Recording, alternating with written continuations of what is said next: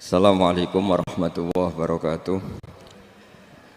Bismillahirrahmanirrahim. Nahmaduka ya ghafuru ya syakuru. Mashalli wa sallim barik ala sayyidina maulana Muhammadin wa ala alihi wa sahbihi asma'in nama ba'du. Sama Sayyid Zabidi itu satu. Yang paling saya ingat itu satu. Allahumma sholli ala sayyidina Muhammad atau ala abdika rasulika Muhammad. Itu beliau mengurai. Wah, itu luar biasa. Di antara urainya begini.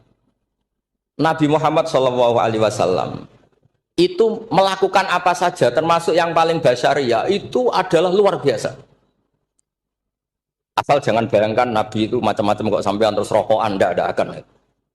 Andikan Nabi misalnya dahar gedang goreng di depan umum, Nabi itu kalau dahar di depan umum itu luar biasa. Kenapa luar biasa? Nabi itu jadi Nabi setelah Nabi Isa yang dituhankan. Jika Nabi harus sesering mungkin memperlihatkan al-a'rad al-basyariyah. Beliau harus menunjukkan bahwa beliau adalah seorang manusia. Sehingga Nabi dahar itu dengan sampean poso setahun, itu mulia Nabi dahar. Karena sekaligus pembatalan rububiyatun Nabi atau iddia'u rububiyatin Nabi. Dengan seperti ini Nabi sama juga memaklumatkan saya ini manusia. Buktinya saya dahar. Kayak apa kalau dibaca secara ilmu? Karena Nabi jadi Nabi setelah Nabi siapa? Isa. Maka kata Sayyid Az-Zabidi, agama ini agama terbaik. Dan umat Rasulullah SAW tidak akan mengalami apa yang dialami umatnya Nabi Isa. Caranya gimana? Dengan memperbanyak baca sholawat. Jadi cara Sayyid Zabidi, sholawat itu satu konstitusi ilmu. Allahumma Allah pemberi, ala Muhammad atau ala Sayyidina Muhammad yang diberi. Jadi gak mungkin hadil ummah menuhankan kanjeng Nabi Muhammad.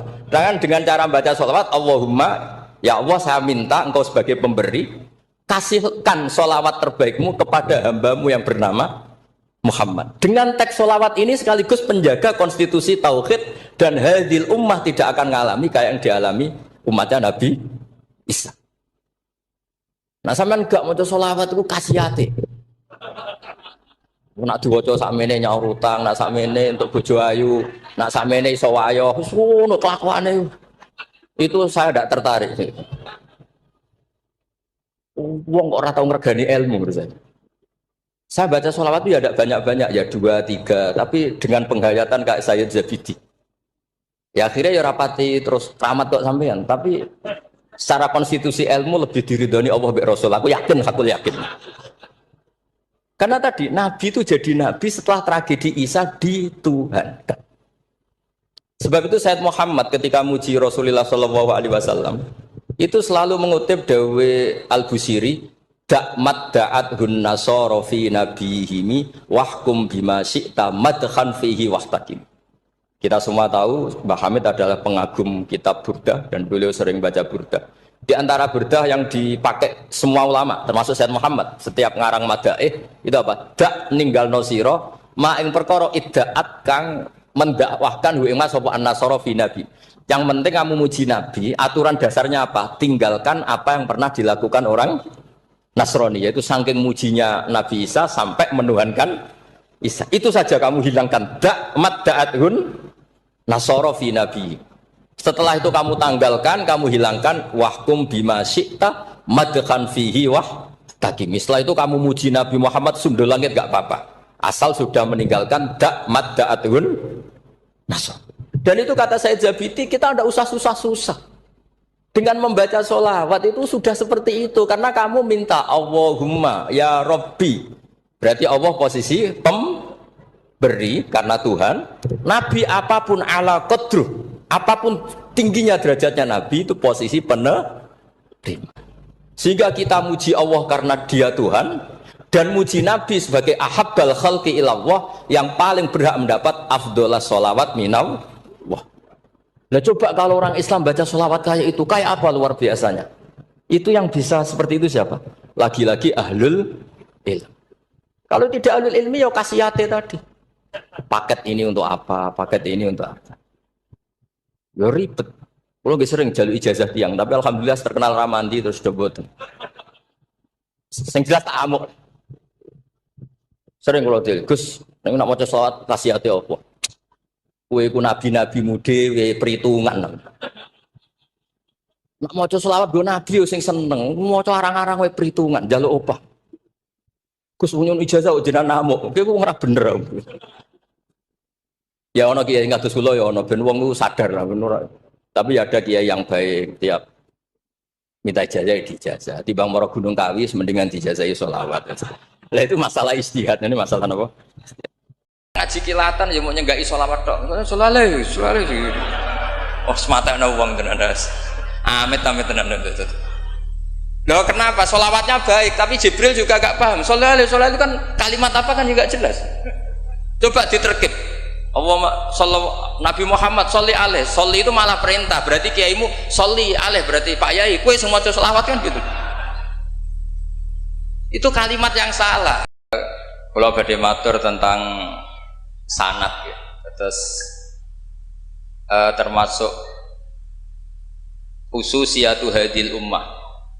Termasuk kekhasan umat ini adalah punya sanad mutasil, punya silsilah, punya mata rantai keguruan ila Rasulillah Shallallahu Alaihi Wasallam.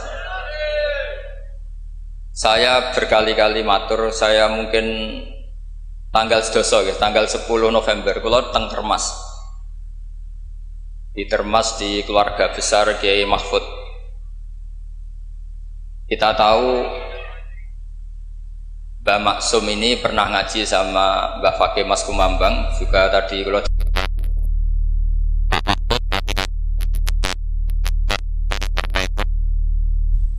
kok fisik nganggu hati tuh ngomong fisik nganggu hati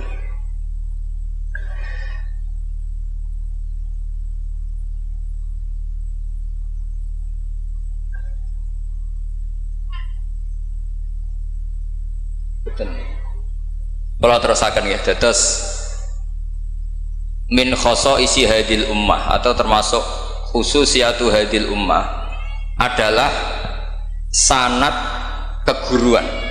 Sing sanad keguruan niki muttasil ila Rasulillah Shallallahu Alaihi Wasallam dan tidak boleh terputus. Itu saya tidak akan bosan-bosan nyampaikan itu. Iku boten sifatu madhin tapi sifatu raddin, bukan madah, bukan muji. Terus padha karo muni Gus Bah iku ya ora maling ya ora bajingan, ya ora lucu. Dan Nabi Ibrahim mau digelari pangeran ya ora Yahudi ya ora napa Nasrani. Itu memang benar-benar aneh. Kenapa itu terjadi? Karena ada zuriyah Nabi Ibrahim yang bernama Yahuda. Ini Yahuda bin Yakub bin Ishak bin Ibrahim. Kemudian Yahuda ini menjadi satu entitas, satu entitas atau satu komunitas atau bahkan satu agama yang akhirnya dikenal oleh Yahudiyah. Berhubung anak putune Yahudi, wong bayangno Ibrahim nggih napa? Yahudi. Karena Ibrahim itu manggon teng kawasan Bethlehem, teng Hebron, dan di situ sekarang jadi komunitas Nasrani. Orang juga menganggap Ibrahim itu napa? Nasrani. Sehingga Allah ngutus makhluk terbaiknya, nabi terbaiknya, gini ku Nabi Muhammad Shallallahu Alaihi Wasallam. Terus Nabi Muhammad niki sing ngelurusno, nak Ibrahim itu boten Yahudi, nggih boten napa? Nasrani. Dan Nabi Muhammad mati-matian berjuang membawa tauhid, dan tauhid itu diatasnamakan millata abikum Ibrahim.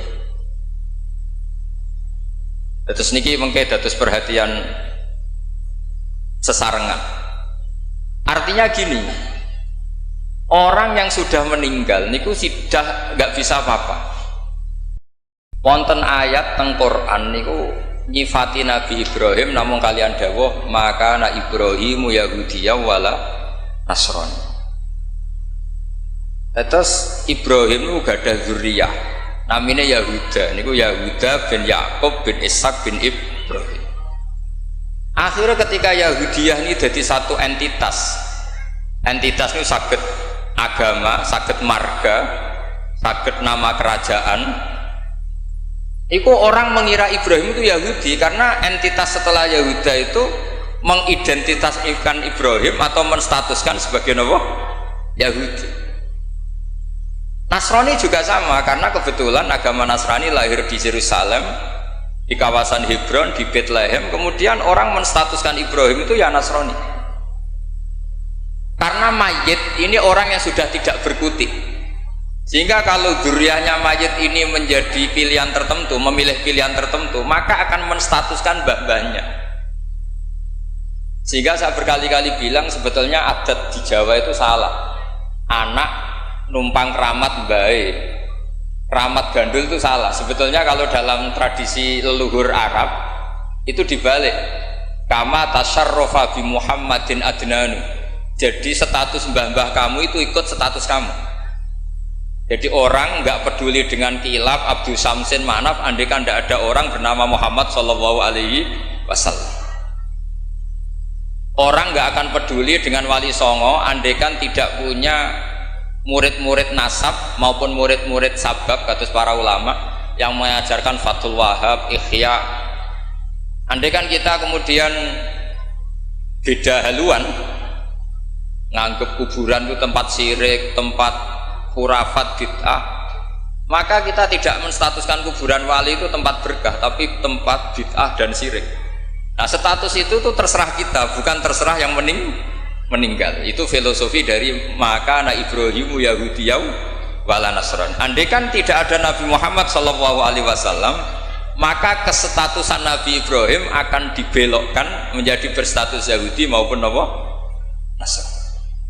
Maka kalau mau matur, min khoso isi hadil ummah adalah as-sanadul muttasil ila Rasulillah Shallallahu Alaihi Wasallam. Sebab hanya dengan sanad itu kita bisa menjaga status guru kita, gurunya guru kita, gurunya guru kita ila Rasulillah Shallallahu Alaihi Wasallam. Saya termasuk orang yang fanatik sanad. Saya muridnya Mbah Mun. Mbah Mun diantara gurunya tentu Mbah Karim Lirboyo. Beliau ngaji sama Mbah Hashim ngaji sama Syekhona Khalil ke Syekh Nawawi Banten. Atau Mbah Mun ngaji Mbah Karim, Mbah Hashim ngaji Syekh Mahfud Termas di Mekah, kemudian ngaji Said Abi Bakar Sato Sohibul I'anah. Saya dari gen saya piyambak, gak ada bapak kandung, hafal Quran, ngaji sama buyut saya dari ibu. Dan itu sampai buyut saya namanya Hafsah, itu binti Soleh, binti Maksum dulu, binti Maksum bin Soleh. Soleh buyut saya itu gurunya Mbah Soleh Darat ketika beliau masih di Kudus, ngaji di Damaran. Pondok tertua di Kudus itu buyut-buyut saya di Damaran belakang makom. Jadi buyut saya kandung namanya Hafsah, punya anak namanya Sofia itu yang sampai saya, punya adik Badiah jadi ibunya Kiai Sahal. Terus Hafsah itu punya saudara, punya pernah bulik namanya Nyai Fadilah, itu di garwa Kiai Akil Sirat yang jadi Pak Said Akil dan seterusnya. Saya cerita begini ini penting karena supaya kebenaran itu dzurriyatam ba'duha min ba'd. Sekali dzurriyah ini melenceng itu tidak harus ekstrim menjadi kafir menjadi muslim atau muslim menjadi kafir, tidak harus itu. Misalnya dari Sunni menjadi Wahabi atau Sunni menjadi Syiah, atau Sunni seneng ngaji menjadi Sunni tidak seneng ngaji, itu juga sudah parah. Atau kiai yang dulu kagum anaknya bisa baca Ihya, kemudian kiainya kagum kalau anaknya punya Alfat, itu juga melenceng sama. Dari kiai yang bangga anaknya tawakal menjadi bangga kalau anaknya pegawai BUMN, itu juga melenceng. Jadi melenceng itu macam-macam, tidak harus ekstrim. Tapi efek dari melenceng itu adalah menstatuskan orang sing hanifah muslimah, yaitu Nabi Ibrahim, menjadi Yahudian atau Nasronian. Jadi kira-kira kalau ada muridnya Mbah Mun kok kedonyan, sebetulnya mental kapitalistiknya itu dia mungkin nyifati Mbah Mun bahasa hal itu enak kayak gede, tamune akeh, duit akeh, mesti seperti itu. Tapi kalau saya atau yang sejenis saya enak duwe Kiai Mbah Mun, saya pernah khatam Wahab dengan Mbah Mun, khatam Mahali sama Mbah Mun, Jampul Jamek sama Mbah Mun, nak moco enak, nak nerangno enak. Sampai kata ada Kiai Madura itu nak moco kitab rapati iso. Tak tanya, teman saya, yang kiai ini teman saya, bukan semua Kiai Madura yang teman saya. Kenapa kamu tidak bisa baca kitab? Yang kitab enak dibaca milik Mbah Mun, yang milik saya tidak enak katanya. Sehingga dia punya cita-cita mau beli kitabnya Mbah Mun. Jadi dia tidak menyalahkan otaknya, tapi menyalahkan kitabnya. Setelah saya alim, saya sering baca kitab, katanya dia, kitab jenengan tak beli 10 juta Gus, asal saya bisa baca kayak jenengan gitu. Khawatir saya masalah sanad itu, saya ulang lagi masalah sanad. Saya punya kitab banyak karangannya Mbah Hasyim Asy'ari, karena saya punya tulisan banyak tentang Mbah Hasyim. Mungkin bahkan yang belum didokumen oleh keluarganya, karena Mbah Hasyim dulu teman akrab buyut saya, namanya Raden Fauzan. Fauzan itu bin Maksum. Itu ketika kitab dulu itu silih-silihan, karena dulu beli kitab itu mahal. Dulu buyut saya itu buyut saya dari ibu itu dibelikan kitab, buyut saya dari bapak itu belikan ithaf, itu sampai jual sapi, saking mahalnya kitab. Sehingga saya masih ingat Mbah Sahal itu kalau belajar di geladak saya, itu tafsir Bedawi itu ada tulisannya Mbah Mukhid, ada tulisannya Ki Zubaidi, terakhir dipakai Kiai Sahal Mahfud. Jadi satu kitab dipakai sekian apa? Generasi, saking susahnya apa? Kitab. Terus dulu orang belajar itu ya serius. Qara'tu ala syekh. Jadi dulu itu murid baca di depan kiai, kemudian dibenarkan atau disalahkan. Sekarang enggak. Kiainya baca, muridnya ngantuk omongan sendiri, terus dengan bangganya merasa saya ini muridnya Mbah Mun, muridnya Gus Baha. Itu innalillahi wa inna ilaihi raji'un. Ini enggak benar seperti itu. Karena dia sebetulnya tidak mustakil. Kecelakaannya lagi, metode pelatihan bahasa Inggris, bahasa asing itu pakai metodenya ulama dulu. Orang kalau kursus Inggris itu dilatih disuruh ngomong sampai aksennya Inggris, konversasinya gaya Inggris, sehingga mereka pinter. Itu metode kita. Dulu nggak ada guru bacakan murid, itu udah ada murid bacakan guru. Makanya kenangannya Imam Syafi'i, qara'tu ala Malik al-Muwatta, saya membaca Muwatta di depan Imam Malik. Sehingga murid pinter apa goblok ini gurunya tahu. Nanti kalau bacanya bener terus disahkan jadi kiai. Karena nanti terus rokokan ambil omong-omongan tetap jadi kiai. Padahal kiainya saja gak tahu dia pinter, enggak aja gak tahu. Nah ini termasuk sanad yang mungkotek. Makanya saya ini nyesal senyesal-nyesalnya. Di tradisi pesantren sekarang ngaji sorogan itu jarang. Saya alhamdulillah sampai sekarang masih ada beberapa santri yang ngaji sorogan mahali sama saya, termasuk beberapa Gus Sarang masih sorogan sama saya. Karena Mbah Mun tuh gak mau ngasih sanad kecuali sorogan. Jadi dulu saya ngaji sama Mbah Mun, cucu kandungnya Mbah Mun mau sanad mahali gak langsung Mbah Mun, harus lewat saya karena Mbah Mun sudah tidak sorogan mahali karena sudah sepuh. Nah pentingnya sorogan itu orang mustakil, murid ini mustakil, bacanya apa ini mustakil. Jangan sampai ngalami misalnya ada murid tanya, Gus walam tarjiman itu maknanya apa? Saya yang kecelok orang alim saja gak tahu maknanya lam tarjiman. Setelah tak lihat ternyata di bab khed walam tarodaman dia baca langsung lam tarjiman. ya bingung. Kok saya sampai apa? Madatul kalimah dari apa? Mustaknya apa? Soroknya? Akhirnya saya coba kitabnya tak lihat, ternyata walam taro daman dia bacanya langsung lam tarjiman. Itu banyak sekali. Nah makanya saya mohon lah di dukun ini orang-orang yang alim atau ustadz alim itu harus tetap ada tradisi ngaji sorogan, terutama bagi khiyaru ahli, orang-orang pilihan. Dulu sahabat ngaji Rasulullah Quran itu ya sahabat yang baca. Dulu saya ngaji Quran, setor Quran min awali hatta akhiri, ya saya yang baca. Beberapa kali saya baca kitab di depan Mbah Mun, di depan Gus-Gus, di depan kiai-kiai saya. Jika kiai dulu itu tahu ini sudah alim, ini belum, ini setengah alim, ini setengah waras, ini tidak waras, itu tahu. Karena kelihatan sekali, tingkat naifnya itu kelihatan sekali. Misalnya ada anak baca misalnya begini, An Abdillahi bin Amrin, itu gurunya pasti tahu. Locong kok Amrin ada wawunya berarti bener. Misalnya An Abdillahi bin Umaro, itu gurunya langsung tahu.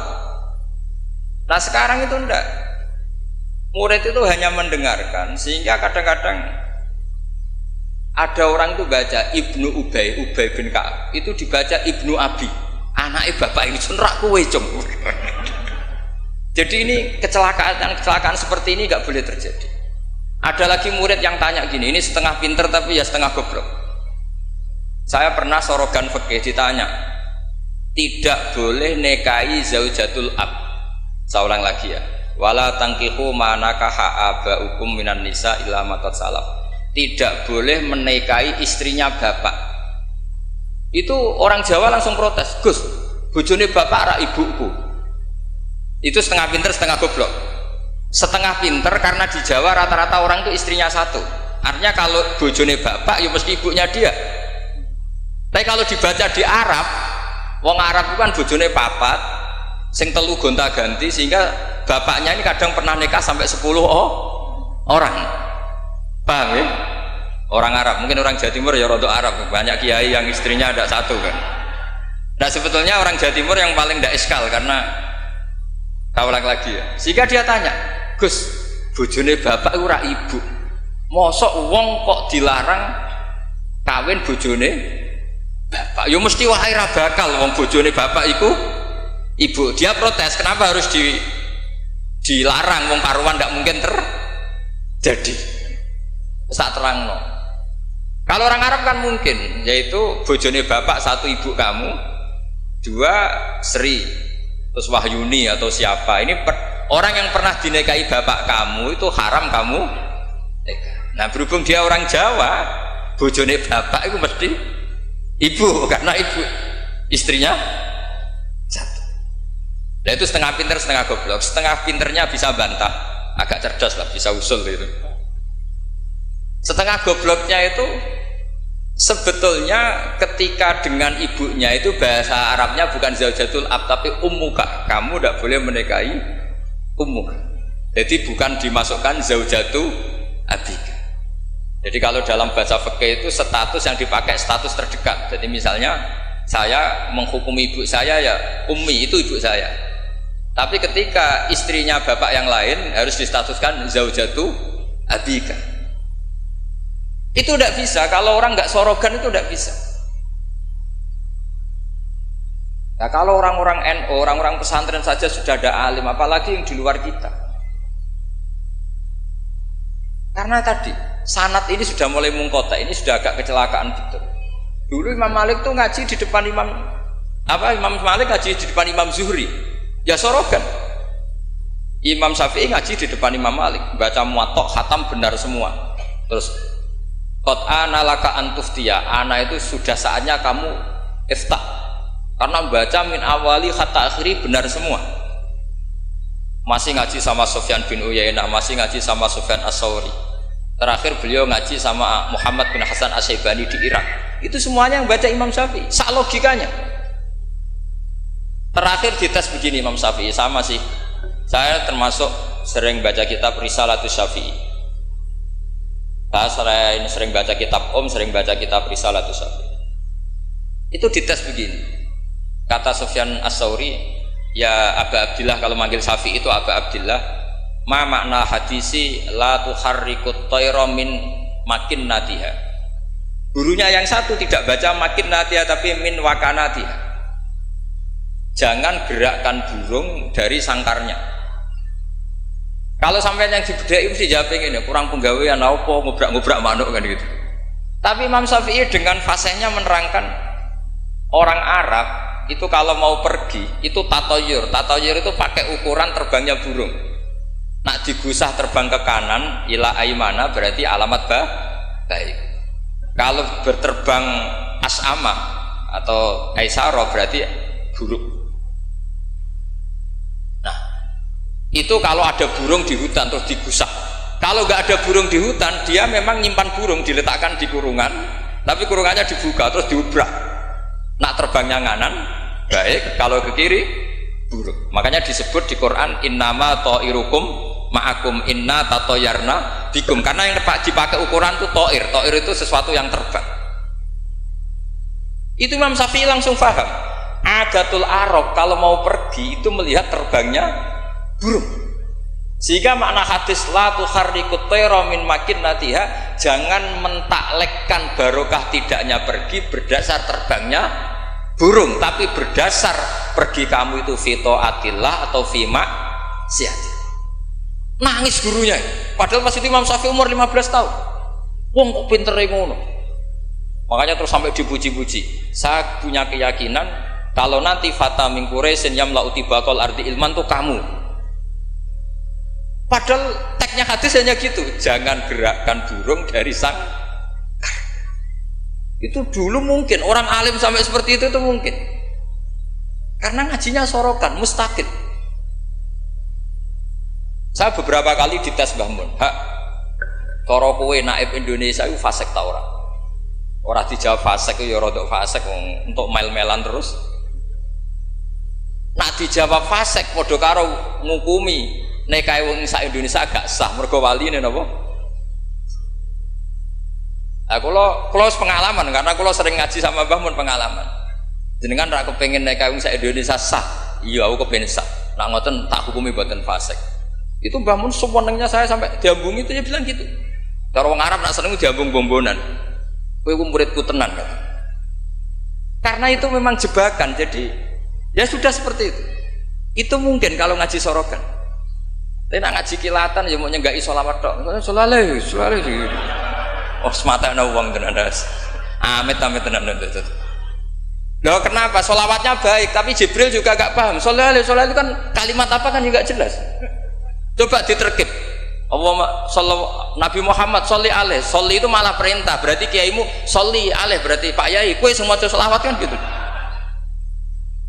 Itu kalimat yang salah. Nah iya, wa qala Rasulullah sallallahu alaihi wasallam. Terus muridnya muni sholli alaih. Berarti kan kalau dimaknani kan sholli maca sholawat sira Pak Kiai. Ali ngatasin mun jenengan mawon sing maca sholawat. Nah berhubung itu bahasa Arab gak ketara salah kan gitu. Adat-adat ngono iku mareni gitu. Itu naif. Mestinya kan qala Rasulullah sallallahu alaihi wasallam, sallallahu alaihi lah. Paling enggak ada dhamir mustatir yang kembali ke Allah. Nah kalau terus muridnya bilang apa? Sholli alaihi, coba sampean maknani sholli alaihi. Sholli ya Syekh alaihi ala nabi. Kacau enggak kira-kira ada kan dengar orang yang ngerti itu? Tapi alhamdulillah banyak yang nggak tahu sehingga ya alhamdulillah. Makanya saya berkali-kali muji orang bodoh itu barokah. Mereka ora salah wong. Jadi penak weh. Kalau saya tangisan, nak pondok gede weh salah oleh maca sholawat mun sing pondok cilik. Sing ditunggoni ahlul ilmi, maksudnya pondok gede sing notabene ditunggoni ahlul ilmi saja salah apalagi. Jadi dulu tuh orang itu pinter sekali karena ngajinya sorokan. Sahabat ya gitu. Sahabat tuh kalau nggak paham ya tanya Nabi karena logikanya Nabi kadang nggak nyambung sama logika sahabat. Misalnya begini, al-qatil wal maqtul finnar, yang bunuh maupun yang dibunuh. Saya baca lengkapnya. Idzal taqal muslimani bisayfihima fal qatil wal maqtul finnar. Jika dua orang muslim perang sama-sama membawa pedang, maka yang bunuh maupun yang dibunuh di neraka. Sahabat tuh iskalnya hadza al qatil. Oke lah kalau qatil finnar, kalau pembunuh di neraka normal ya Rasul. Fama balul maktul. Lalu dosanya yang terbunuh apa? Wong dia korban, dia maktul, dia dibunuh. Jawabannya Nabi, innahu kana harison ala qatli sahibi. Dia sebut maktul, oke dia maktul, tapi mentalnya qatil. Artinya gini, yang terbunuh itu mentalnya qatil apa maktul? Qatil karena dia saat tempur tentu inginnya membunuh. Artinya maktul itu status fakta, tapi status mentalnya qatil. Itu hebatnya Rasulullah. Ya ketika ada orang sama-sama bawa pedang duel, itu mentalnya semuanya qatil. Cuma yang satu nasibnya maktul. Nah, maktul ini status nasib apa status niat? Status nasib, niatnya dia tetap qatil sebagai pembunuh. Jadi segampang itu Rasulullah menjelaskan karena tadi ada sorogan. Jika Nabi setiap ngaji sama sahabat, aro'aitakum hadhi, aro'aita kadza, aro'aitukum kadza. Nah, ini terakhir, qadiyah saya terakhir tak terangkan. Nah, sehingga Quran ini kembali ke sesuatu yang saya tekuni. Sehingga Quran itu mengajak orang itu berdialek dan sering ada kata aruni, kul aro'aitum. Kenapa demikian? Karena nggak boleh orang tuh menerima ilmu itu karena dicekoki guru. Dia harus bisa berpikir sendiri. Jika Allah kalau ngendikan, nggak apa-apa selain saya sebagai Tuhan nggak apa-apa kata Allah. Kamu bilang Yesus Tuhan nggak apa-apa, Fir'aun Tuhan nggak apa-apa. Tapi kata Allah, aruni madza khalaqu minal ardi. Tapi tolong tunjukkan ke saya prestasinya Fir'aun apa? Apa ketika saya bikin langit dia ikut menciptakan langit? Apa ketika saya bikin bumi dia ikut menciptakan bumi? Aruni madza khalaqu minal ardi am lahum syirkun fis sama. Jika orang terus mikir, kalau Fir'aun Tuhan, Yesus Tuhan, atau siapa saja yang selain Allah dianggap Tuhan, lahirnya di mana? Oh, Yesus lahir di bumi. Bagaimana mungkin lahirnya di bumi tahu-tahu menuhani bumi? Fir'aun ketika merasa Tuhan, Musa ditanya, Tuhan kamu siapa? Rabbus samawati wal ardi, yang nuhani langit dan bumi.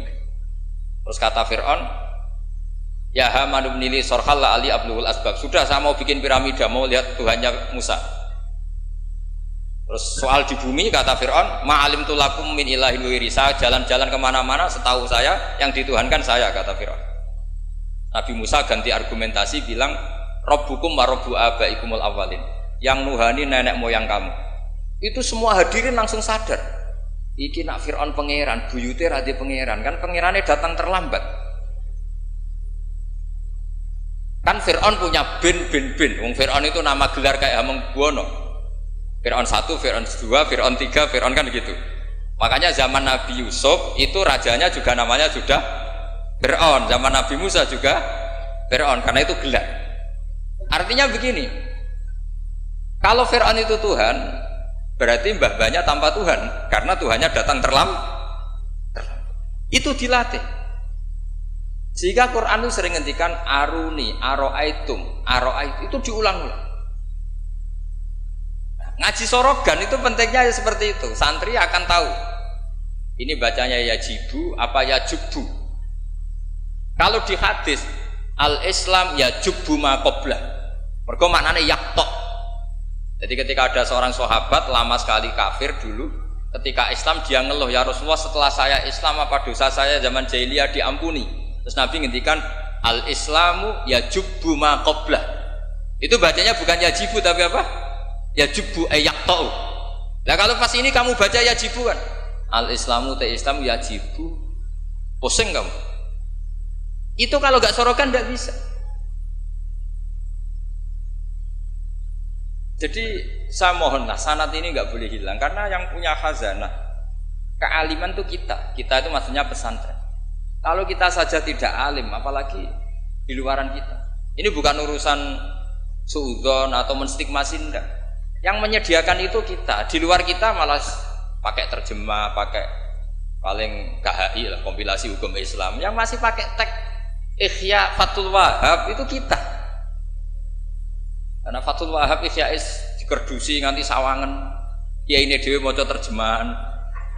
Ngaji ini nganggo laptop amen ngincang-ngincang perkara ndelok terjemahan. Sinalillah wa inna ilaihi raji'un.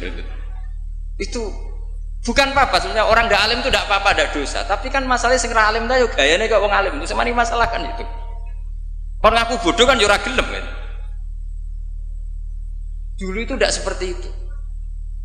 Sehingga Nabi Ismail misalnya, Nabi Ibrahim itu nabi itu diperintah Allah mesti benarnya. Inni arafil manami anni atbahuka. Saya bermimpi, mimpi anbiya adalah wahyu, bahwa saya disuruh nyembelih kamu. Apa kata Nabi Ibrahim? Fangdur madza tara. Lalu menurut pendapat kamu gimana?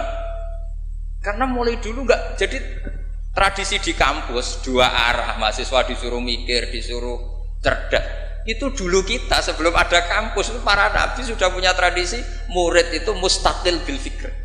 Murid bisa mikir sendiri. Fangdur madza tara. Menurut pendapat kamu gimana Ismail? Supaya apa? Kalau Ismail betul-betul nanti disembelih, itu dia tidak hanya nurut Nabi Ibrahim tapi jika dapat ganjaran 2 kali, nurut bapak ya nurut pangeran, atau nurut pangeran ya nurut bapak.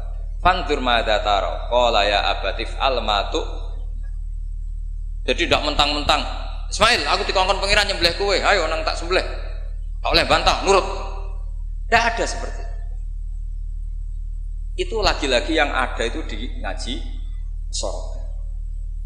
Nah, kemudian saya sekarang cerita masalah sorogan. Saya beberapa kali punya kenangan Mbah Mun, karangan terakhir beliau Al-Ulama Al-Mujaddidun. Tiap ketemu mesti disuruh baca itu.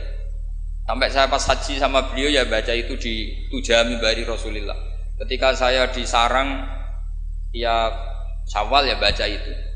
Sampai kitab itu untuk murid-muridnya identik dengan saya karena saya sering, bahkan di kitab saya paling banyak oret-oretan tulisan tangannya Mbah Mun karena beliau tahu kalau saya menekuni kitab itu, tinggal beliau senang sekali.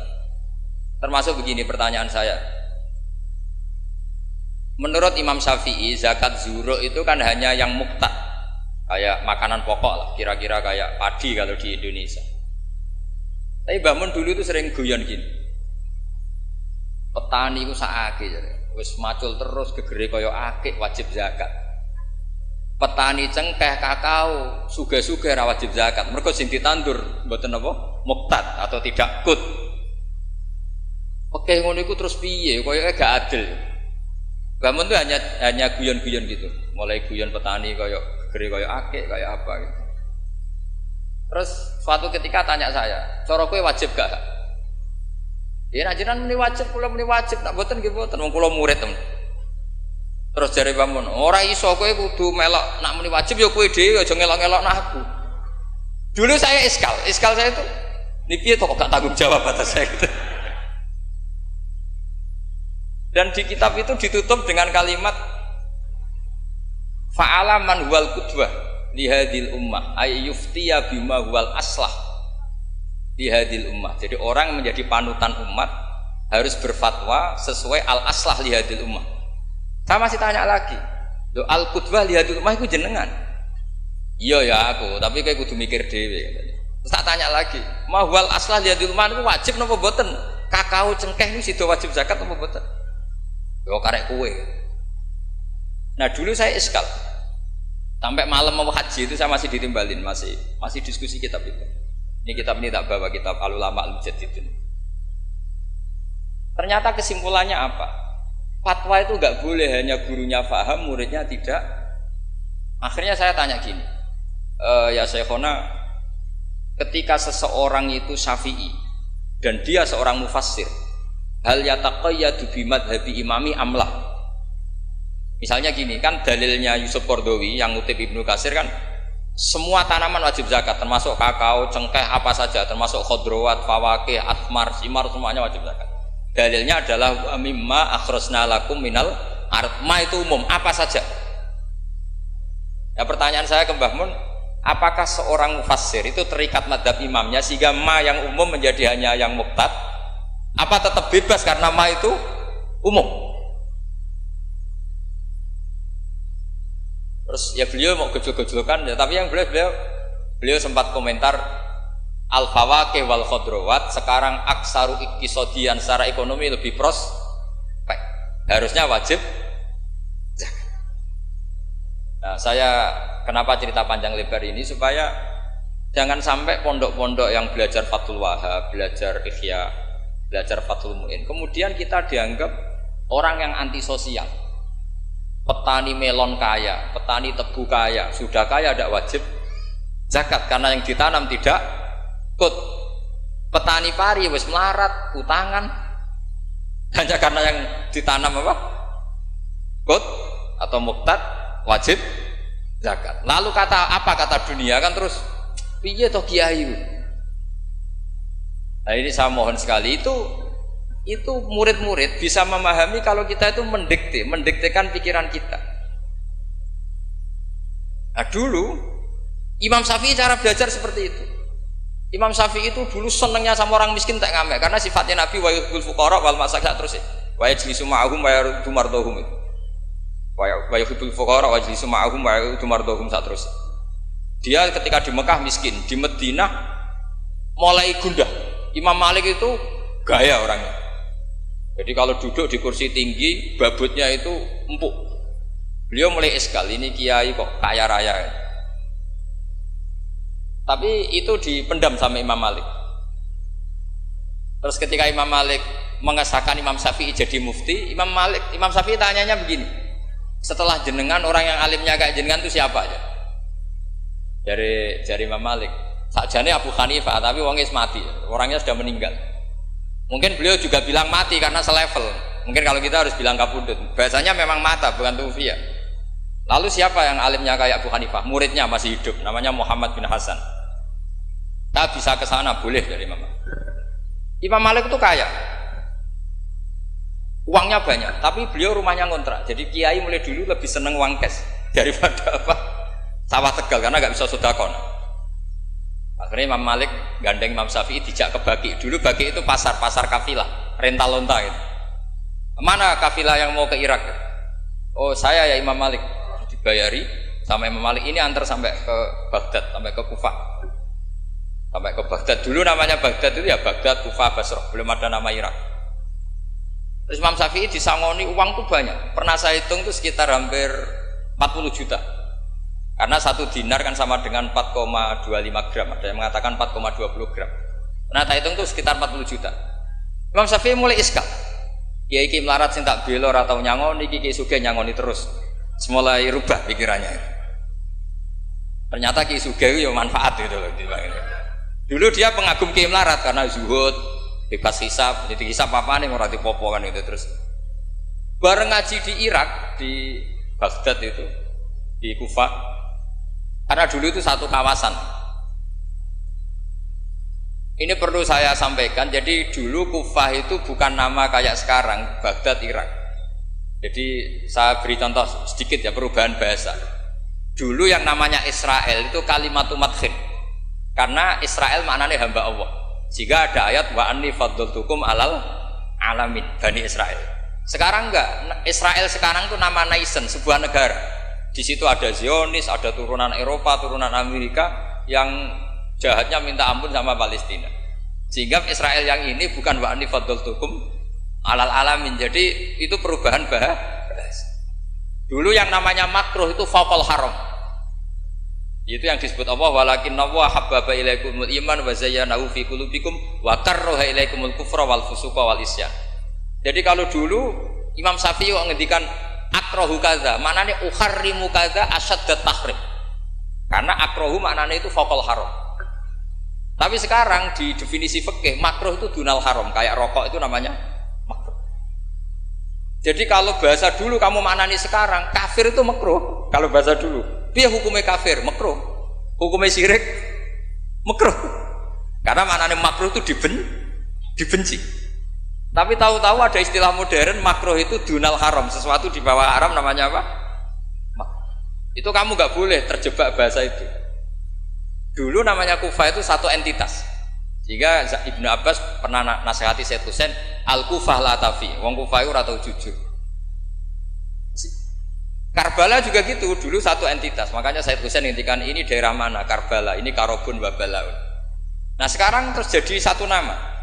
Dulu Mesir itu gubernuran dipimpin Sayyidina Umar dari Medina. Mesir itu provinsi, Syria juga apa? Provinsi, semuanya provinsi. Sekarang jadi negara.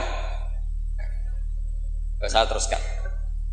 Ketika ngaji di Muhammad bin Hasan As-Syaibani itu pas beliau di ruang tamu itu ngitung lantaan emas. Jadi emas itu lantaan banyak. Dari satu peti dipindah ke peti lain. Terus sekarang mungkin kiai ngitung dolar. Dolarnya banyak. Jadi kesunatan kiai kalau ngitung uang itu saya di ruang tamu. Kalau ada santrinya, ben santri ini raka pikiran nyalami template. Gara-gara kiai ini duit akeh bebem melarat itu udah tak kepikiran santri ini nyangoni kan. Itu Muhammad bin Hasan As-Syaibani kalau ngitung uang itu di ruang tamu. Banyak lagi emas lantaan. Imam Syafi'i tambah iskal. Ini kiai kok malah Imam Malik wis tak anggap kedunya iki malah parah. Tapi setelah Imam Syafi'i iskal, Imam Muhammad bin Hasan As-Syaibani itu ajibta min hadhi, maksudnya min hadhil waqi'ah, kamu kaget dengan peristiwa ini. Iya, kamu kiai kok kaya raya. Terus kata Imam Muhammad bin Hasan As-Syaibani, harta ini milik saya, miliknya orang soleh, miliknya orang alim. Nak kowe ra seneng wong alim sugih iki tak kekne wong-wong nakal, ben dienggo nglonte, dienggo demenan.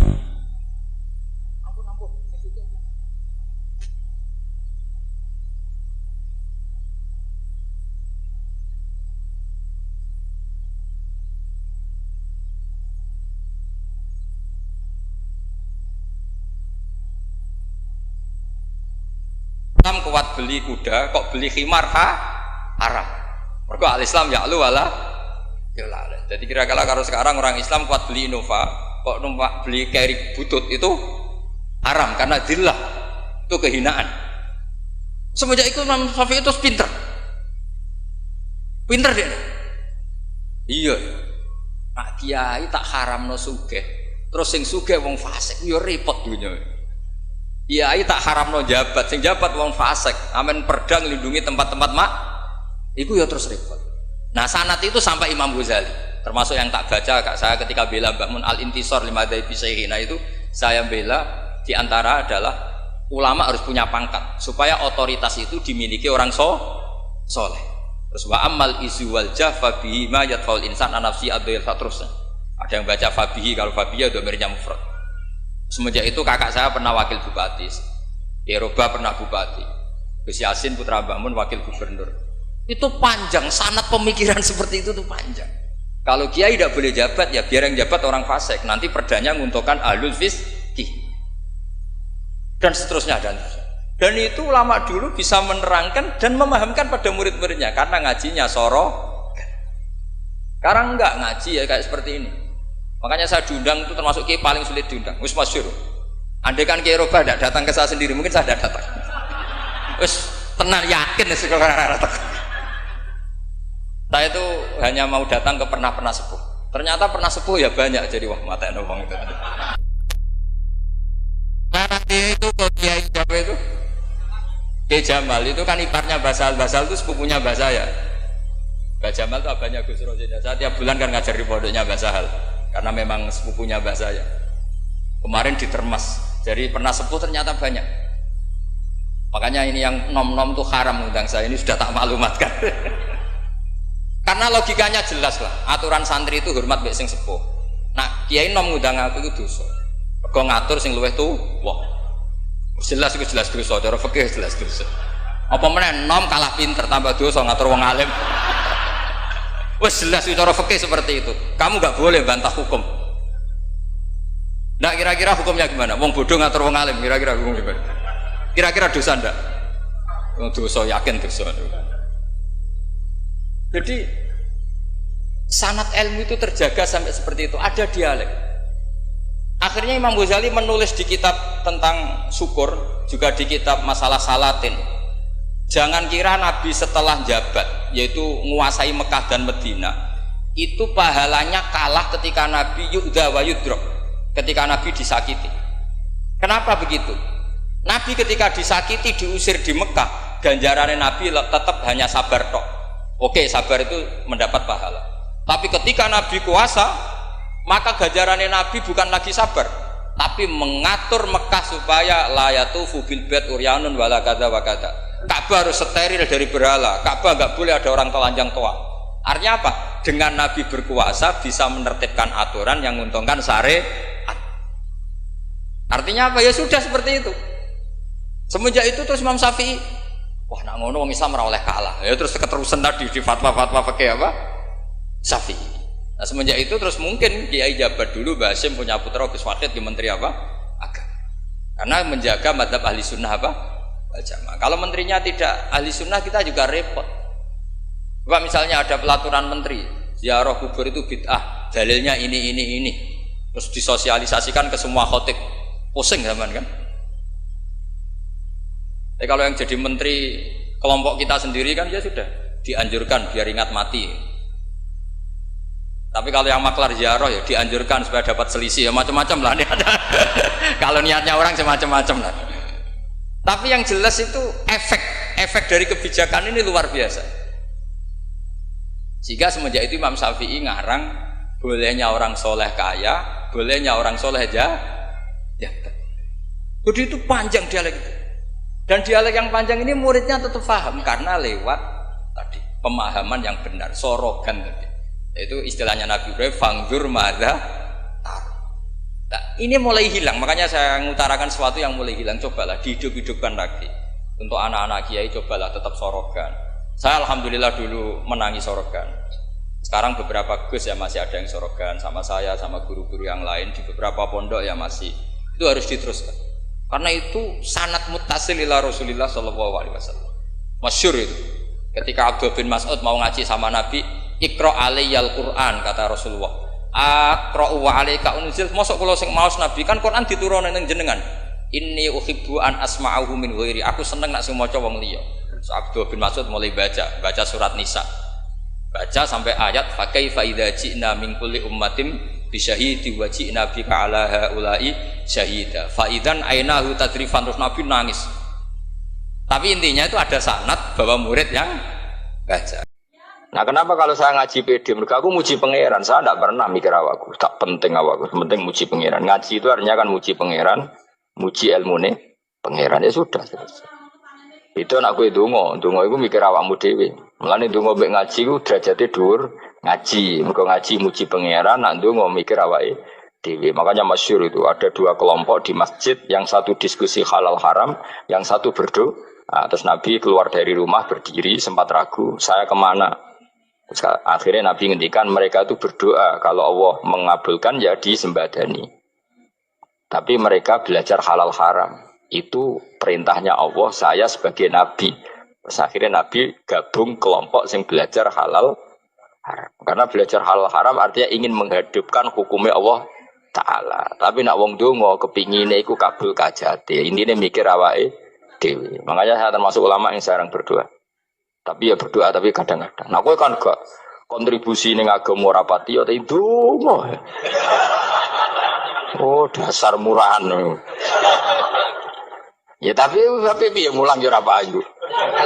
Jadi kadang-kadang kula dibantah. Lah jenengan mulangi payu, Gus. Lah kula ora payu, ndonga-ndonga ngono. Ya tapi aku ngerti pangeran ora bakal nyembadani barno ora wis. Pangeran ya paling ya sedikit sithik ngono cukup wong. Kalau termasuk orang yang nggak setuju ya kalau orang sholawatan terus berlebihan tapi khidmah ini Nabi kurang. Maksudnya gini loh, sholawatan berlebihan ya. Redaksi sholawat tentang Nabi itu kecil. Bukan sholawat jumlahnya enggak. Redaksi tentang Nabi itu kecil. Sementara tentang keinginannya itu saya tidak suka. Saya suka sholawatan itu ya yang nyifati Nabi banyak. Kemudian keinginannya kecil. Itu bagus. Kayak Ihya itu loh. Kayak Ihya Abdul Hasan Asadili itu. Kalau dongo itu jaluke mau swidik paling baris paling terakhir. Misalnya gini, nahmaduka ya man huwa la ilaha illa anta arrahmanur rahim itu langsung in sampai nyifati Allah itu 99. Buar ngono nganti berkuras-kuras. Lagi terakhir mau jaluk dongo sithik. Nah kowe kan enggak muni muji Allah mau basa-basi tok. Alhamdulillahirabbil alamin wassalatu wassalamu ala Muhammadin. Monggo syarat tok. Baru Allahumma inna nas'aluka nganti telung lari. Telung halaman. Tapi pas uji pangeran, alhamdulillahirabbil alamin wassalatu wassalamu ala Muhammadin. Bariku terus dongo njaluk mapan, tolak buala. Yo wajeng. Mana jare pangeran? Muji kekasihku suwi dik dongane kecangkeman. Lah saya tuh gak suka jenis itu. Harusnya sholawatnya itu yang panjang. Maksudnya nyifati Nabi yang panjang. Baru mintanya sedikit. Itu bagus ini. Dia akhlak. Makanya saya di antara sholawat yang senang itu sholawatnya Habib Ali Al-Habsyi yang arang Simtutur. Itu kalau beliau baca sholawat itu sholatan yattasilu biha ruhul musolli alaihi bi. Fayam basitu fi qalbi sirru nuri ta'alluqi bi wa hubbi. Wa yuktabu biha bi inayatillahi ta'ala fi hisbi. Jadi dia baca sholawat itu, ya Allah berikan sholawat kepada kekasihmu Muhammad. Dengan sholawat ini rohnya saya, musolli itu rohnya saya yang membaca sholawat, bisa sambung dengan rohnya Rasulullah. Dan setelah sambung saya terhitung sebagai orang yang mencintai Rasulullah. Dan saya berharap dari cinta itu saya tertulis sebagai umatnya. Nah, aku kan enggak mau sholawat itu mau saya termasuk orang yang enggak saya loh ya. Tapi ya tetap baik dibanding nganggo primbon ya satu sholawatan ya. Tapi boleh punya etika lah dengan Rasulullah itu. Boleh kalau dongo nyifati Nabi yang banyak, ya baru keinginan. Kan banyak itu sholawat yang seperti yang saya misalnya di kitabnya Sayyid Muhammad ada. Allahumma sholli ala sayyidina Muhammad nuri kalam alladzi. Wah nyifati Nabi itu sampai panjang lebar baru menceritakan hajat. Kalau kamu kan enggak nyifati Nabi basa-basi, mau sidik kan. Malah kadang orang misalnya ala Muhammad. Kok ala Muhammad muni Sayyidina aja disoal. Baru kudungannya apa? Panjang. Saya termasuk yang enggak setuju. Karena itu menurut saya kurang etika. Makanya Rasulullah itu kalau berdoa, kalau sudah nyifati Allah, coba tak beri satu contoh saja. Doanya Nabi. Alhamdulillah hamda yuwafi ni'amahu wa yukafi'u mazida ya Rabbana lakal hamdu kama yanbaghi li jalali wajhika 'azimi sultanik la nuqsi thana'an 'alaika anta kama asnaita 'ala nafsik. Itu sudah berapa itu nyifatin? Itu belum doanya tuh. Nah, kamu kan enggak Allahumma alhamdulillah rabbil alamin Allahumma ya Allah di hajati wes gremeng tok titik. Seramutu tenan. Jangan gak bakat wali. Nah, cara kula iku sisih dene. Kula wis sering ngamini dongane wong ngono niku, tapi ning atiku amin itu maksudnya amin barno mawon Gusti. Nanti aku amin tapi amin ku barno mawon Gusti. Wong ora jelas ngono berarti. Jadi aku muni amin tapi amin barno maksudnya. Ya Allah barno amin ngono maksudnya. Jadi karena tadi setahu saya doanya para nabi, para wali itu memang seperti itu. Ya coba itulah doa tadi aja yang saya sebut itu berapa kalimatnya? Apa? Alhamdulillah, hamda yuwafi ni'amahu wa yukafi mazida ya Rabbana lakal hamdu kaya pembaik di jalali wajhika azimi sultani la nuqsi sana'an 'alaika anta kama asnaita 'ala. Enggak terhitung pujian saya kepada engkau sebanyak engkau memuji pada diri engkau sendiri. Allahumma inni a'udzu biridhoka min sakhatika fi mu'afatika min uqubatika wa bika minka. Allahumma sholli bi haqqi jabarutika wa bi khawsika. Kan panjang sekali doanya wali-wali itu, tapi semuanya mensifati Allah. Bahkan banyak yang kemudian lupa enggak doa. Coba haji, doa haji itu coba. Labbaik Allahumma labbaik la syarika lak innal hamda wa ni'mata laka wal mulka la syarika lak.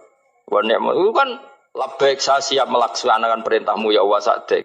Engkau yang punya pujian, engkau la syarika lak. Itu malah enggak ada, jarang malah ada doanya. Itu kalimatnya talbiyah semua. Allahumma antal azil akram itu sudah seperti itu. Karena tadi al-mu'min yashghaluhu sana 'ala Allah min ayyakuna li nafsihi dzakiran. Mukmin sejati adalah sibuk memuja Allah sampai lupa jatah dirinya sendiri. Nah, kowe kan gak mujine Allah basa-basi, dongane tenan. Itu jadi makhluk aneh gitu. Jadi hubungan mbek pangeran itu wong aneh. Ya tapi jen ra bakat wali ngono iku dadine ngono iku. Ya tok ngono kok mari wali kakean malah gak elit. Jadi tapi saya mohon itu di sholawat itu usahakan jumlah paling enggak jumlah sholawatnya banyak, doanya sedikit. Paling enggak misalnya kamu tidak punya kalimat yang apa baik ya mau sholawat ping 100 itu gak ada salah biar gue iling-ilingan apa.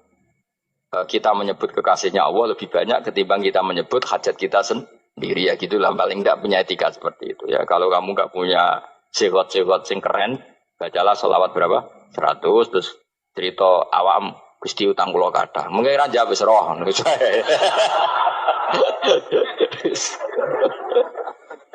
Tapi kan kita menyebut kekasihnya sampai 100 nyebut utang bisa. No cowok nyebut kekasih pisan nyebut utangnya 100. Berarti yang sampeyan nak ditakoki pangeran, kowe nyebut kekasih wong pira pisan, nyebut utang 100 dasar ra utang ngono-ngono kan. Ya ada, saya termasuk orang yang enggak setuju tadi. Jadi kalau apa redaksi sholawat cari yang mujinya Nabi lebih apa? Lebih banyak. Karena itu nanti lebih diridhoi Allah Ta'ala. Coba Allah sendiri kalau nyebut nabinya itu hitung saja.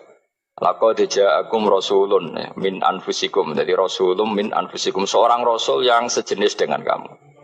Terus azizun, orangnya sangat terhormat.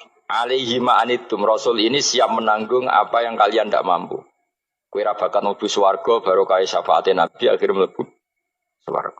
Kowe ra kelar korban, Nabi tahu ngorbankan kita semua. Dokha Rasulullah bikabsaini terus hada an ahli wa hada amman lam yudakhi min mati. Jenenge alihima anittum. Nabi menanggung apa yang kalian berat. Azizun, Nabi itu ali terus harisun alaikum. Nabi sangat berkomitmen menyelamatkan kalian. Haris itu keinginan yang berlebihan itu jenenge apa? Haris, kiai kuno namanya ini ngungseng, keinginan yang over.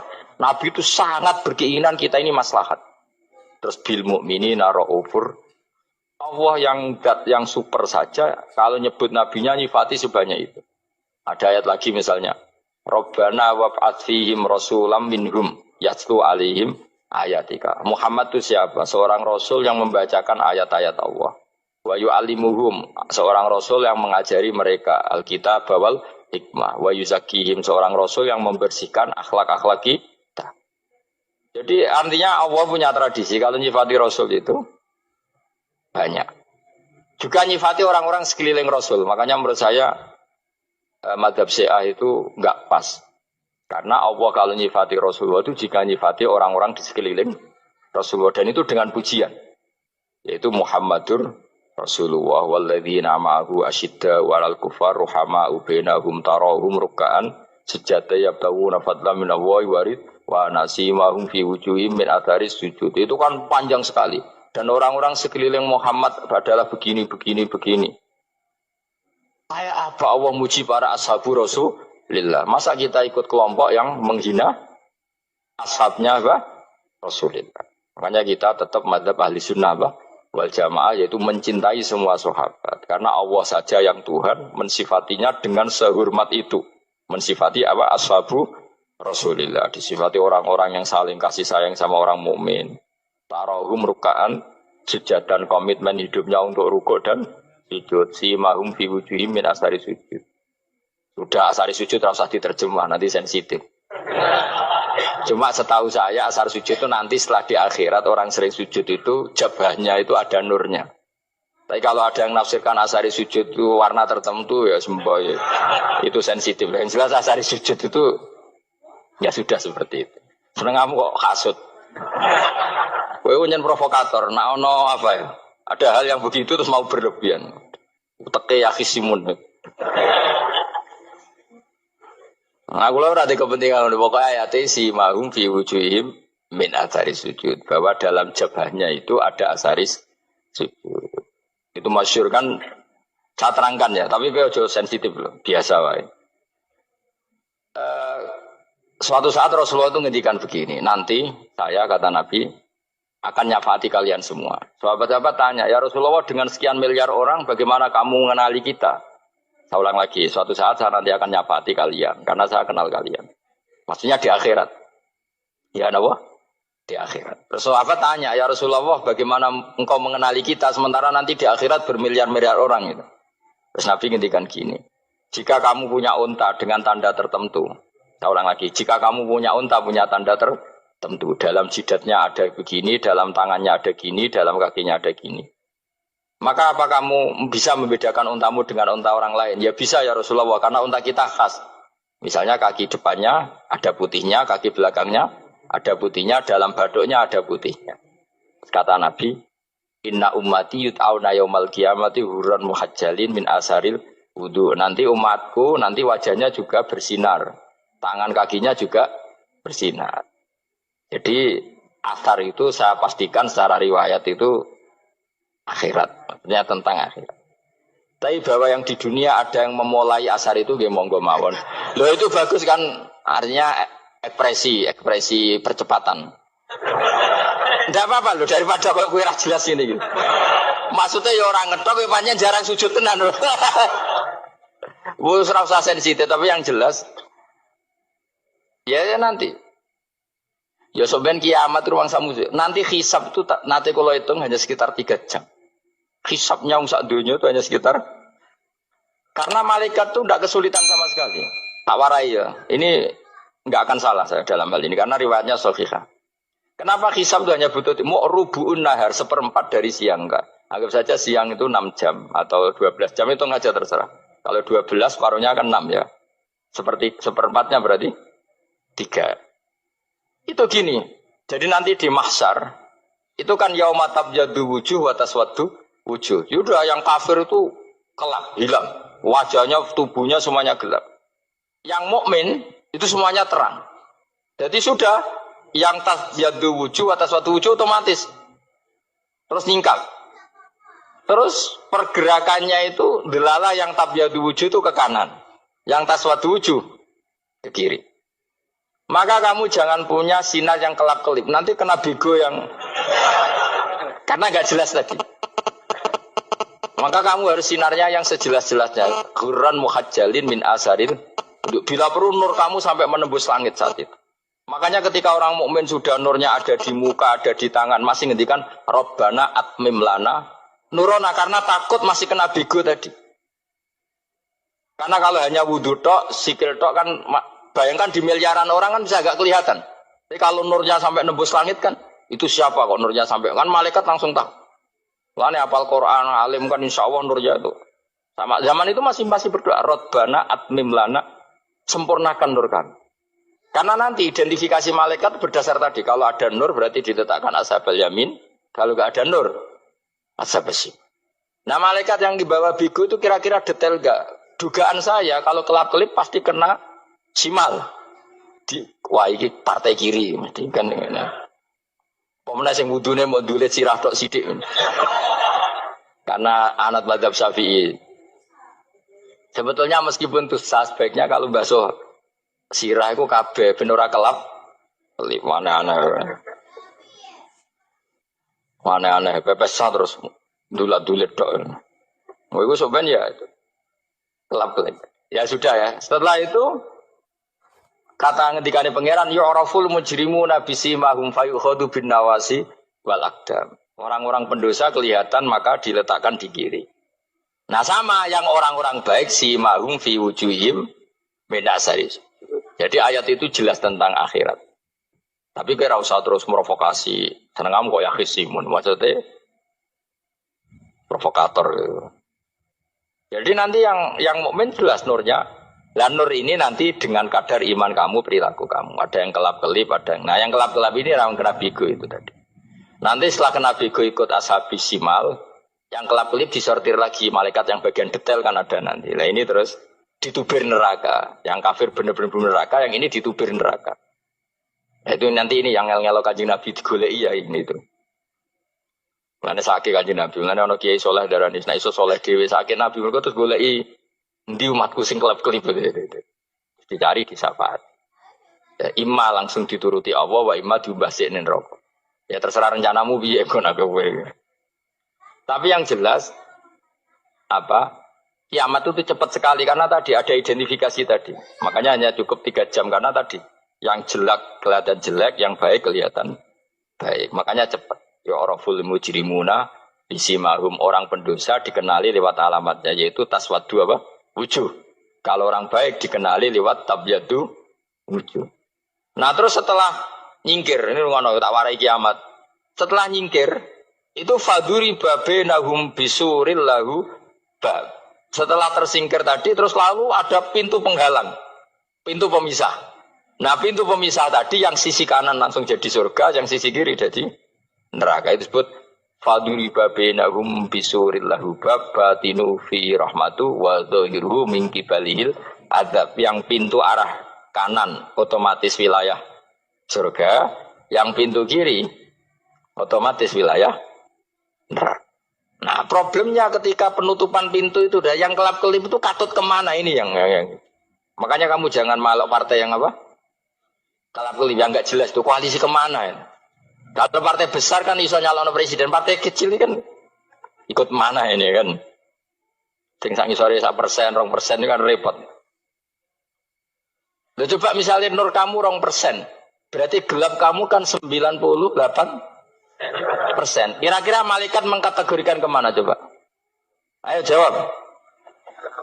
Gelap. Loh, kode semangat Pak. Padahal itu bagian dari kamu.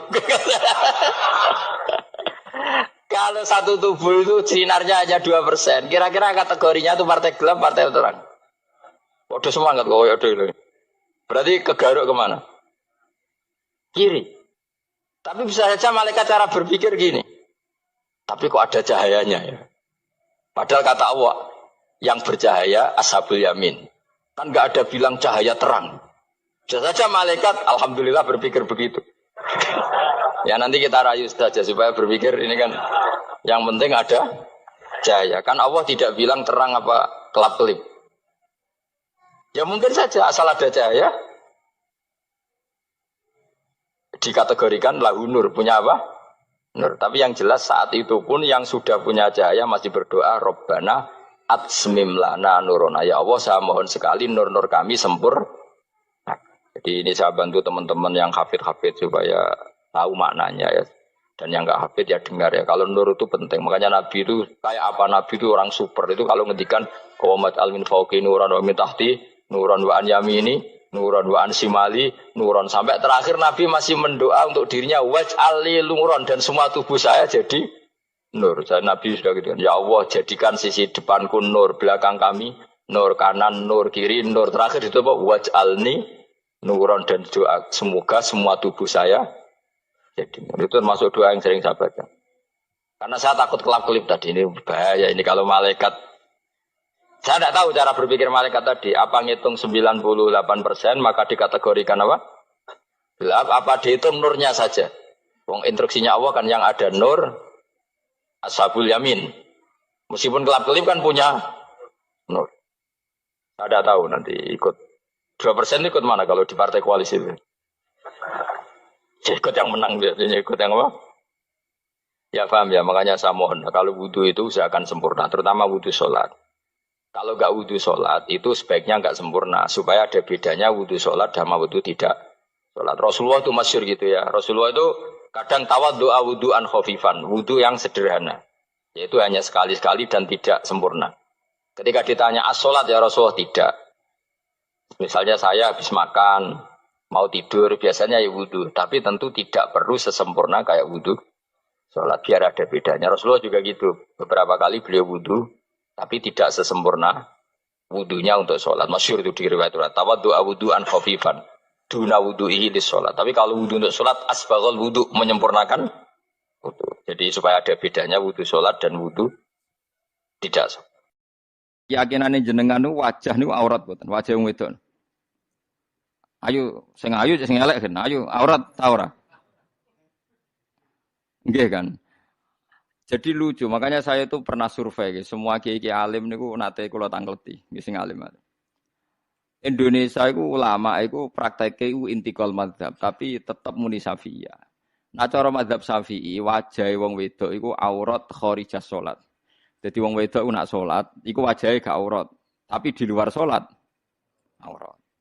Sehingga seharusnya semua kiai Indonesia ya cadaran mergo mazhab napa? Syafi'i. Tapi prakteknya semua ulama Indonesia itu mazhabnya Hanafi. Jadi bojone, putri-putrine, santrine ya udah biasa jilbaban biasa wajahnya ketok. Lah niku nganggo mazhab Hanafi yang diikuti oleh ahwalnya ulama seluruh dunia, termasuk Imam Suyuti, nafsiri ilama dhuhara minha wa huwa al-wajhu wal kafan. Apa wa huwa al-wajhu wal kafan. Fayajuzu nadharuhu li ajnabiyyin illam yakhaf fitnatan fi ahadi wajhin. Sehingga untuk wajah dan kafain ini siapapun boleh melihat asal tidak takut nopo fitnah. Kadang ada orang yang auratnya biasa datang ke masjid. Itu kan bingungkan malaikat, mau ditulis dosa itu ke masjid, mau ditulis taat itu buka aurat. Enggak tahu hitung-hitungannya gimana nanti. Bodoh itu barokahnya banyak. Coba barokahnya orang bodoh, akhirnya nempat di pedalaman Kalimantan, Sulawesi, akhirnya bikin masjid di situ bikin. Kalau dia alim mungkin jadi ketua MUI di Jakarta. Assalamualaikum warahmatullahi wabarakatuh. Allahumma arinal haqqa haqqa warzuqna tiba'ah wa arinal batila batila warzuqna tinabah. Gus, di era sekarang ini terlalu banyak kiai. Jadi saking banyaknya kita yang awam ini bingung mana kiai yang benar, yang betul-betul benar menurut Allah. Mana yang seperti nampaknya benar tapi ternyata itu tidak seperti yang diinginkan Allah. Jadi cara pandang panjenengan ini bagi saya sudah luar biasa mencerahkan sekali. Jadi karena itu kami mohon, ini kebetulan ada ketua yayasan juga, ada Pak Rektor, ada baiknya kampus ini mulai mendekatkan tradisi keilmuan santri dan akademik, ngaji yang fundamental begini. Saya usul itu Bu, bagaimana 1 bulan sekali lah Gus Bahak kerso ke Semarang. Itu yang pertama. Yang kedua, saya juga termasuk orang yang gelisah dengan realitas sekarang. Saya juga mau ngajukan permohonan kepada Gus Bahak. Permohonan yang paling ini, mbok jenengan nulis satu buku, saya muslim saya happy gitu loh. Ini kayaknya pas banget ini. Jadi ben ora ketok kok serius banget beragama saiki iki abot banget gitu. Itu yang ketiga, ini penting sekali bagi kita orang-orang tua. Zaman saiki golek anak iso ngalim kok Gus Bahak angel. Jadi saya ingin tolong Gus Bahak ceritakan sejujur-jujurnya bagaimana orang tua jenengan didik sejak kecil sampai iso koyo sampean sakniki. Cekap saya kira. Assalamualaikum warahmatullahi wabarakatuh.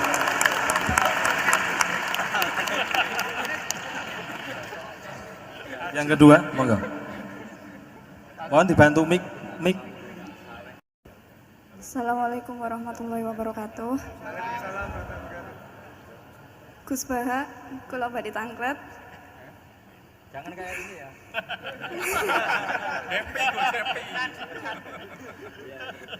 Untuk perempuan, hakikatnya menutup aurat niku pripun? Soalnya kula gadah teman niku rata-rata santri tapi kok mboten menutup aurat secara sempurna. Nah, kula pengen ngertos ilmune niku sing jelas pripun. Sampun.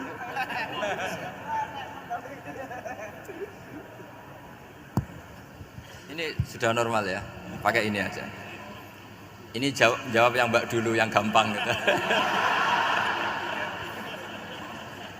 Ya yang jelas itu satrul aurat itu ada yang fisik ya, kayak menutup aurat dalam mazhab Syafi'i kita tahu auratul mar'ah fis sholat itu ada pengecualian ilal wajah wal kafen. Tapi kalau kharijah sholat adalah jami'u badaniha dalam mazhab Syafi'i. Tapi dalam sebagian ulama mengatakan ilal wajah wal kafen tetap termasuk istisna di luar sholat. Itu dari segi fisik ya atau zahir. Tapi sebetulnya juga harus dilakukan satrul aurat secara maknawi, menutup sesuatu yang buruk. Artinya kan gini ya, aurat itu kan sesuatu yang buruk kalau kelihatan ya. Sehingga misalnya kasus di beberapa negara mungkin fisiknya sudah benar ditutupin tapi mungkin tetap maksiat. Tapi ada yang gugat, yang penting nggak maksiat meskipun buka aurat. Ya keliru, buka aurat sendiri sudah maksiat, itu malah aneh lagi gitu. Tapi yang jelas filosofi hijab atau satrul aurat itu usahakan yang zahir maupun yang apa? Batin. Karena Indonesia itu memang agak unik. Saya sering ketemu peneliti dari beberapa negara, meneliti Indonesia itu paling pusing. Kadang ada orang yang auratnya biasa datang ke masjid, itu kan bingungkan malaikat, mau ditulis dosa itu ke masjid, mau ditulis toat itu buka aurat. Nggak tahu hitung-hitungannya gimana nanti. Tapi memang ya sudah seperti itu. Yang jelas standar aurat ya kita tutupin sesuai standar mazhab Syafi'i maupun mengikuti yang tidak apa Syafi'i. Tapi filosofinya juga harus kita ikutin. Jadi dua-duanya harus kita ikutin sebagai perintah, bukan sebagai syarat. Itu beda loh, perintah sama syarat itu. Sebagai perintah, bukan sebagai syarat. Kalau sebagai syarat itu begini, syaratnya orang Islam tuh harus nutupi aurat begini-begini. Nanti kalau yang enggak gitu dianggap tidak Islam, itu menjadi ekstrim. Tapi kalau sifatnya perintah, ya perintah saja. Yang enggak melakukan paling banter dianggap fasikoh atau tidak solihah, tapi tidak sampai menjadi keluar dari Islam. Ya jadi gitu ya. Jadi karena apa ya? Ya sudah seperti itu. Obsesi kita tentu ingin kesolehan. Ingin kesolehan sebagai perintah. Saya ulang lagi. Jangan biasakan kalau ada aturan itu sebagai syarat. Misalnya gini, kowe nak ora alim ora anakku, itu bahaya. Mosok ora alim terus ora anakku. Karena rata-rata orang itu udah alim gitu. Nanti terputus dari bapaknya semua. Tapi hanya sifatnya perintah. Perintahnya seorang bapak ke kita supaya alim. Makanya ulama mengatakan perintahnya Allah. Perintah itu lebih rileks daripada disebut syarat. Karena syarat sekali nggak memenuhi menjadi ndak. Makanya Said Muhammad kalau ngarang kitab sering wajibat itu lebih ringan ketimbang apa? Syarat. Jadi beda kalau dalam filosofi ilmu itu. Jadi gampang perintah. Tentu yang nggak melakukan perintah itu ya kurang baik, tapi tidak sampai keluar dari apa? Islam. Karena perilaku kesolehan itu perintah, bukan syarat. Sehingga Nabi nanti ngendikan beberapa yang masyhur itu kan, syafaati li ahlil kabair min ummati. Meskipun umatnya yang enggak benar ya tetap diakui sebagai umat. Jadi beda perintahnya Nabi sih, semuanya kalau bisa soleh, harus bisa soleh. Tapi tetap ini sifatnya perintah, bukan syarat. Enggak bisa kamu mengatakan syaratnya orang Islam itu dalam beraurat begini, syaratnya soleh enggak pernah maksiat. Memangnya Nabi enggak pernah maksiat? Ya saya kira demikian ya, cukup ya. Lah kalau ini resikonya dia seneng saya, makanya bagus dia tidak seneng saya, jadi enggak. Jadi ini kalau seneng saya malah ngatur-ngatur gini. Ya.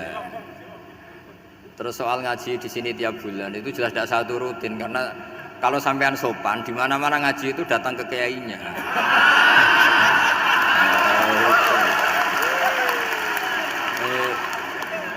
Itu kalau Imam Malik ada pertanyaan kayak Anda dimarahin, al ilmu yu'ta la ya'ti. Jadi sumur itu didatangin, bukan sumurnya dipindah. Ini enggak sopan sekali.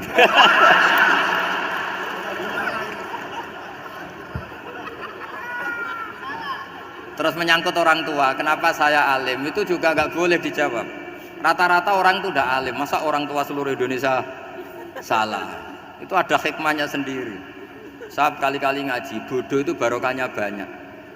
Coba barokahnya orang bodoh, akhirnya nempat di pedalaman Kalimantan, Sulawesi, akhirnya bikin masjid di situ bikin. Kalau dia alim mungkin jadi ketua MUI di Jakarta, nggak akan punya desa binaan. Jadi Allah mendesain ini sudah sempurna, sudah tidak usah protes, sudah begitu aja. Coba ada orang alim alamah, kira-kira itu kan nggak akan di pedalaman Kalimantan, Sulawesi. Barokahnya santri rodok bodoh itu akhirnya kerja di dalam hutan, kerja di kampung-kampung, akhirnya agama ada di mana? Kalau pinter semua, di Unisula semua jadi rektor nanti. Jadi Allah mendesain ini sudah baik, tidak usah dipaksakan sesuai versi kamu, nggak usah. Jadi ya sudah, memang seperti itu. Jadi dulu zaman sahabat itu, saya cerita sedikit. Nabi itu kalau muji Madinah itu sundel langit, kalau muji Mekah ya sundel langit. Tapi Sayyidina Ali keluar ke Kufah. Sayyidina Ali itu akhirnya pindah ke Kufah, ke Najaf. Karena pikirannya Sayyidina Ali, Mekah Madinah hanya baik secara bukah, secara tanah. Tapi di antara kebaikan Nabi adalah nasrul Islam. Akhirnya Sayyidina Ali milih ke Kufah. Andai kan sahabat tidak milih keluar dari Mekah Madinah sebagiannya, pasti Islam tidak menyebar. Karena semuanya tersentralisasi di Mekah dan Madinah. Tapi ada saja sahabat yang tetap nyaman di Mekah Madinah karena sholat di sana sebagaimana 1000 sholat. Ya sudah seperti itu, dilihat gampang saja. Akhirnya yang di Mekah Madinah ya tidak ngeritik yang keluar juga gak ngeritik yang di Mekah Madinah. Jadi yang alim tidak ngeritik yang bodoh apalagi jangan ngeritik yang alim. Yang jelas orang bodoh ngatur orang alim itu dosa itu yang. Keyakinane jenengan niku wajah niku aurat mboten, wajah wong wedok. Ayo sing elek kan, ayo aurat ta ora? Nggih kan. Jadi lucu, makanya saya itu pernah survei semua kiai alim niku nate kula tangkleti, nggih sing alim. Indonesia iku ulama iku prakteke iku intikal madzhab, tapi tetep muni Syafi'iyah.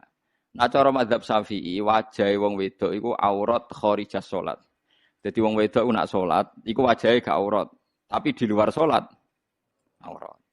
Sehingga seharusnya semua kiai Indonesia ya cadaran, mergo mazhab napa? Syafi'i. Tapi prakteknya semua ulama Indonesia itu mazhabnya Hanafi. Jadi bojone, putri-putrine, santrine udah biasa jilbaban biasa wajahnya ketok. Lah niku nganggo mazhab Hanafi yang diikuti oleh ahwalnya ulama seluruh dunia, termasuk Imam Suyuti, nafsiri ilama dhuhara minha wa huwa al-wajhu wal kafan, apa wa al-wajhu wal kafan. Fa yajuzu nadharuhu li ajnabiyyin illam yakhaf fitnatan fi ahadi wajhin.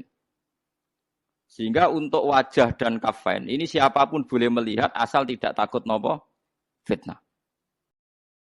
Kata Rasulullah, saya dikasih hadiah yang para nabi sebelum saya enggak dikasih hadiah itu. Apa itu 5 hal itu? Di antaranya apa? Kata Rasulullah, wa utitu khawatima suratil Baqarah. Saya dikasih terakhir-terakhirnya surat Baqarah. Di surat Baqarah itu umatnya Nabi dapat bonus dan ini luar biasa, yaitu ayat Rabbana la tu'akhidna inna sina wa akhtana. Ya Allah, jangan hisab kami, jangan beri sanksi kami, jangan azab kami kalau suatu saat kita lupa atau salah. KSP nak kue urung salah, padahal mesti salah. Rai-rai ini gak mesti salah. Wes gaya perjanjian mbek pangeran Gusti, ndamel perjanjian dong, apa? Setiap saat saya salah langsung sepuro. Mohon mboten usah istighfar malih, pun niku. Terus deal, soalnya deal ini. Lah itu ngendikane Kanjeng Nabi senyum-senyum senenge ra karuan. Dan setiap itu dibaca oleh umatku, Allah sudah jawab qala na'am. Jadi Rabbana la tu'akhifna inna sina aw akhtana. Terus qala Allah menjawab na'am. Terus Rabbana wa la tahmil alaina isron kama hamaltahu 'alal ladzina min qablina. Allah menjawab na'am sampai terakhir wa'fu anna, Allah jawab na'am. Bismillahirrahmanirrahim. Innahum sa'tamne wong akeh haula itu kesete mengkono-mengkono wong kabeh bikori natima klan korene perkara badau kang sause iki. Kanu ana sapa ngakeh dzakila nalikane den ucapno lagu mare wong akeh. Maksudnya diajarkan disyariatkan apa syariat la ilaha illallah. La ilaha ora ana pangeran kang hak wujud, kang ora ana pangeran kang hak wujud. Nah cara iki kuno kang ora ana pangeran kang wajib disembah iku wujud illallah sause kecuali Allah. Mereka itu adalah orang-orang ketika dianjurkan untuk melafadzkan la ilaha illallah iku yastakbiruna iku sombong sapa ngakeh. Wa yaquluna lan ngucap sapa ngakeh inna latariku alihatina lisyairim majrun. Inna ana te kita latariku alihatina dadi wong sing ninggal pangeran kita. Fi hamzatihi iku tetep ing dalam hamzai aina mau te apa wae takut dama kang disi apa mangka terus niku kawingi lho tahqiqul hamzaten tasil terus idkhalu alifin. Lisa iren krono penyair majnun kang edan. Maksudnya masa kita meninggalkan ajaran leluhur hanya karena Muhammad, sing kata mereka itu syair yang majnun. Lisa iren kedua penyair majnun kang edan. Eli ajli qoli Muhammadin tegese krono muk nuruti omongane Muhammad. Ini jare wong kafir. Qala ta'ala bal jaa bil haqqi wa saddaqal mursalin. Bal jaa balik teko sapa Muhammad bil haqqi kelan barang sing hak kelawan barang sing nyata utawa kelan barang sing abadi. Wa saddaqa lan bener sapa Muhammad al mursalina ing wong sing diutus sedurunge Kanjeng Nabi Muhammad. Iljaina tegese ingkang teka kabeh bi iklan hak. Wa wa ta haqqu alla ilaha illallah ana pangeran kang hak wujud illallah kecuali Allah. Innakum ladzaiqul adzabil alim. Pun kula terangaken ya terus mulai napa wa qalu ya wailana hadza yaumuddin terus sekedap ini asyara bidzalika.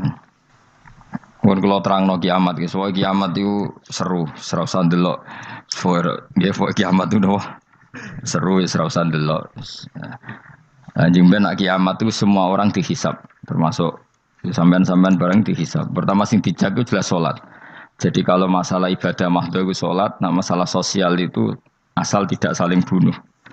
Terus kalau terangkan ya, terus ngendikane Rasulullah sallallahu alaihi wasallam ngendikane la yazalul mar'u fi fushatin min dini malam yusib daman haroman. Bapak malih ya. La yazalul mar'u fi fushatin min dini malam yusib daman haroman. Seseorang itu boleh serilek-rileknya dalam beragama asal dia tidak punya masa lalu mengalirkan darah yang terhormat. Gamane cara Jawa ora tau mateni wong, ora tau mateni wong mukmin utawa ora oleh mateni wong sing muahad atau mustaman. Ya ada aturannya lah. Jadi kalau sampean urip ora tau mateni wong iku wis cara beragama iku rileks karena fifus satin mintin. Nah tentu mateni itu ada banyak sebab, diantaranya fatwa yang ekstrim. Sehingga ulama dulu itu senang diguyon sampai keterusan saiki. Jadi kabeh wong alim khase sering guyon karena memang menghindari omongan penting. Kenapa? Karena sekali omongan penting ini kadang yu'addi ilal fatwa bitaqatul. Takutnya fatwa itu ekstrim, kemudian saling apa? Saling bunuh. Sehingga masyhur itu ada pepatah bahwa statement ulama atau kolamul ulama, penanya ulama itu ahaddu minas sayf, lebih tajam ketimbang apa? Pedang, karena bisa menimbulkan macam-macam. Sehingga dulu banyak ulama kalau bab jinayat itu sudah tidak mau baca bab jinayat. Jinayat itu karena ya takutnya fatwanya itu ekstrim. Ada beda zaman Nabi. Zaman Nabi itu kan enak ya. Sing Kanjeng Nabi mesti bener ya. Musuhnya Abu Jahal CS mesti salah ya. Tukaran saiki wis gak seru. Tukaran mbek kowe repot. Masih aku musuh sampean ini soalnya bener sampean. Wong ora tau urip ora tau seneng mbok musuhi ku piye ngono dadi. Kan gak penak. Ya jal misalnya kiai tukaran mbek santri, wong mesti kan normalnya bela kiai ini mergo luwih alim luwih bener. Tapi kan cara pandang lha iya sing bener kok mau ngalah kan. Iso wae sing disalahno pangeran iku sing saiki wong tuwa tukaran mbek anak, kira-kira wong nyalahno sapa? Nyalahno wong tuane apa anake? Cara kowe dadi hakim.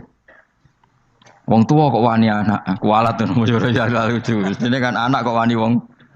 Tapi wong tua kok wani anak, wong tua model opo? Terus anak wani wong tua ya anak model opo? Ya model milenial model. Tapi potensinya itu sama-sama salah. Sehingga ulama itu mulai dulu itu menghindari ngendikan penting itu menghindari karena ya tadi takut fatwa itu. Saya ulang lagi ya. Jadi seseorang itu selonggar-longgarnya dalam beragama asal tidak pernah membunuh. Tidak memburu darah yang seharusnya tidak terbunuh. Terus kalau masalah ibadah itu Allah ngambilnya sholat. Awwalu ma yuhasabu bil mar'u napa? As-sholat. Pertama yang dihisab itu sholat. Jika sholatnya lolos, maka hisab yang lainnya napa? Ringan. Ya pun ngoten. Terus ada hisab-hisab yang di kula waca mungkin sampean iso ngantisipasi hisab.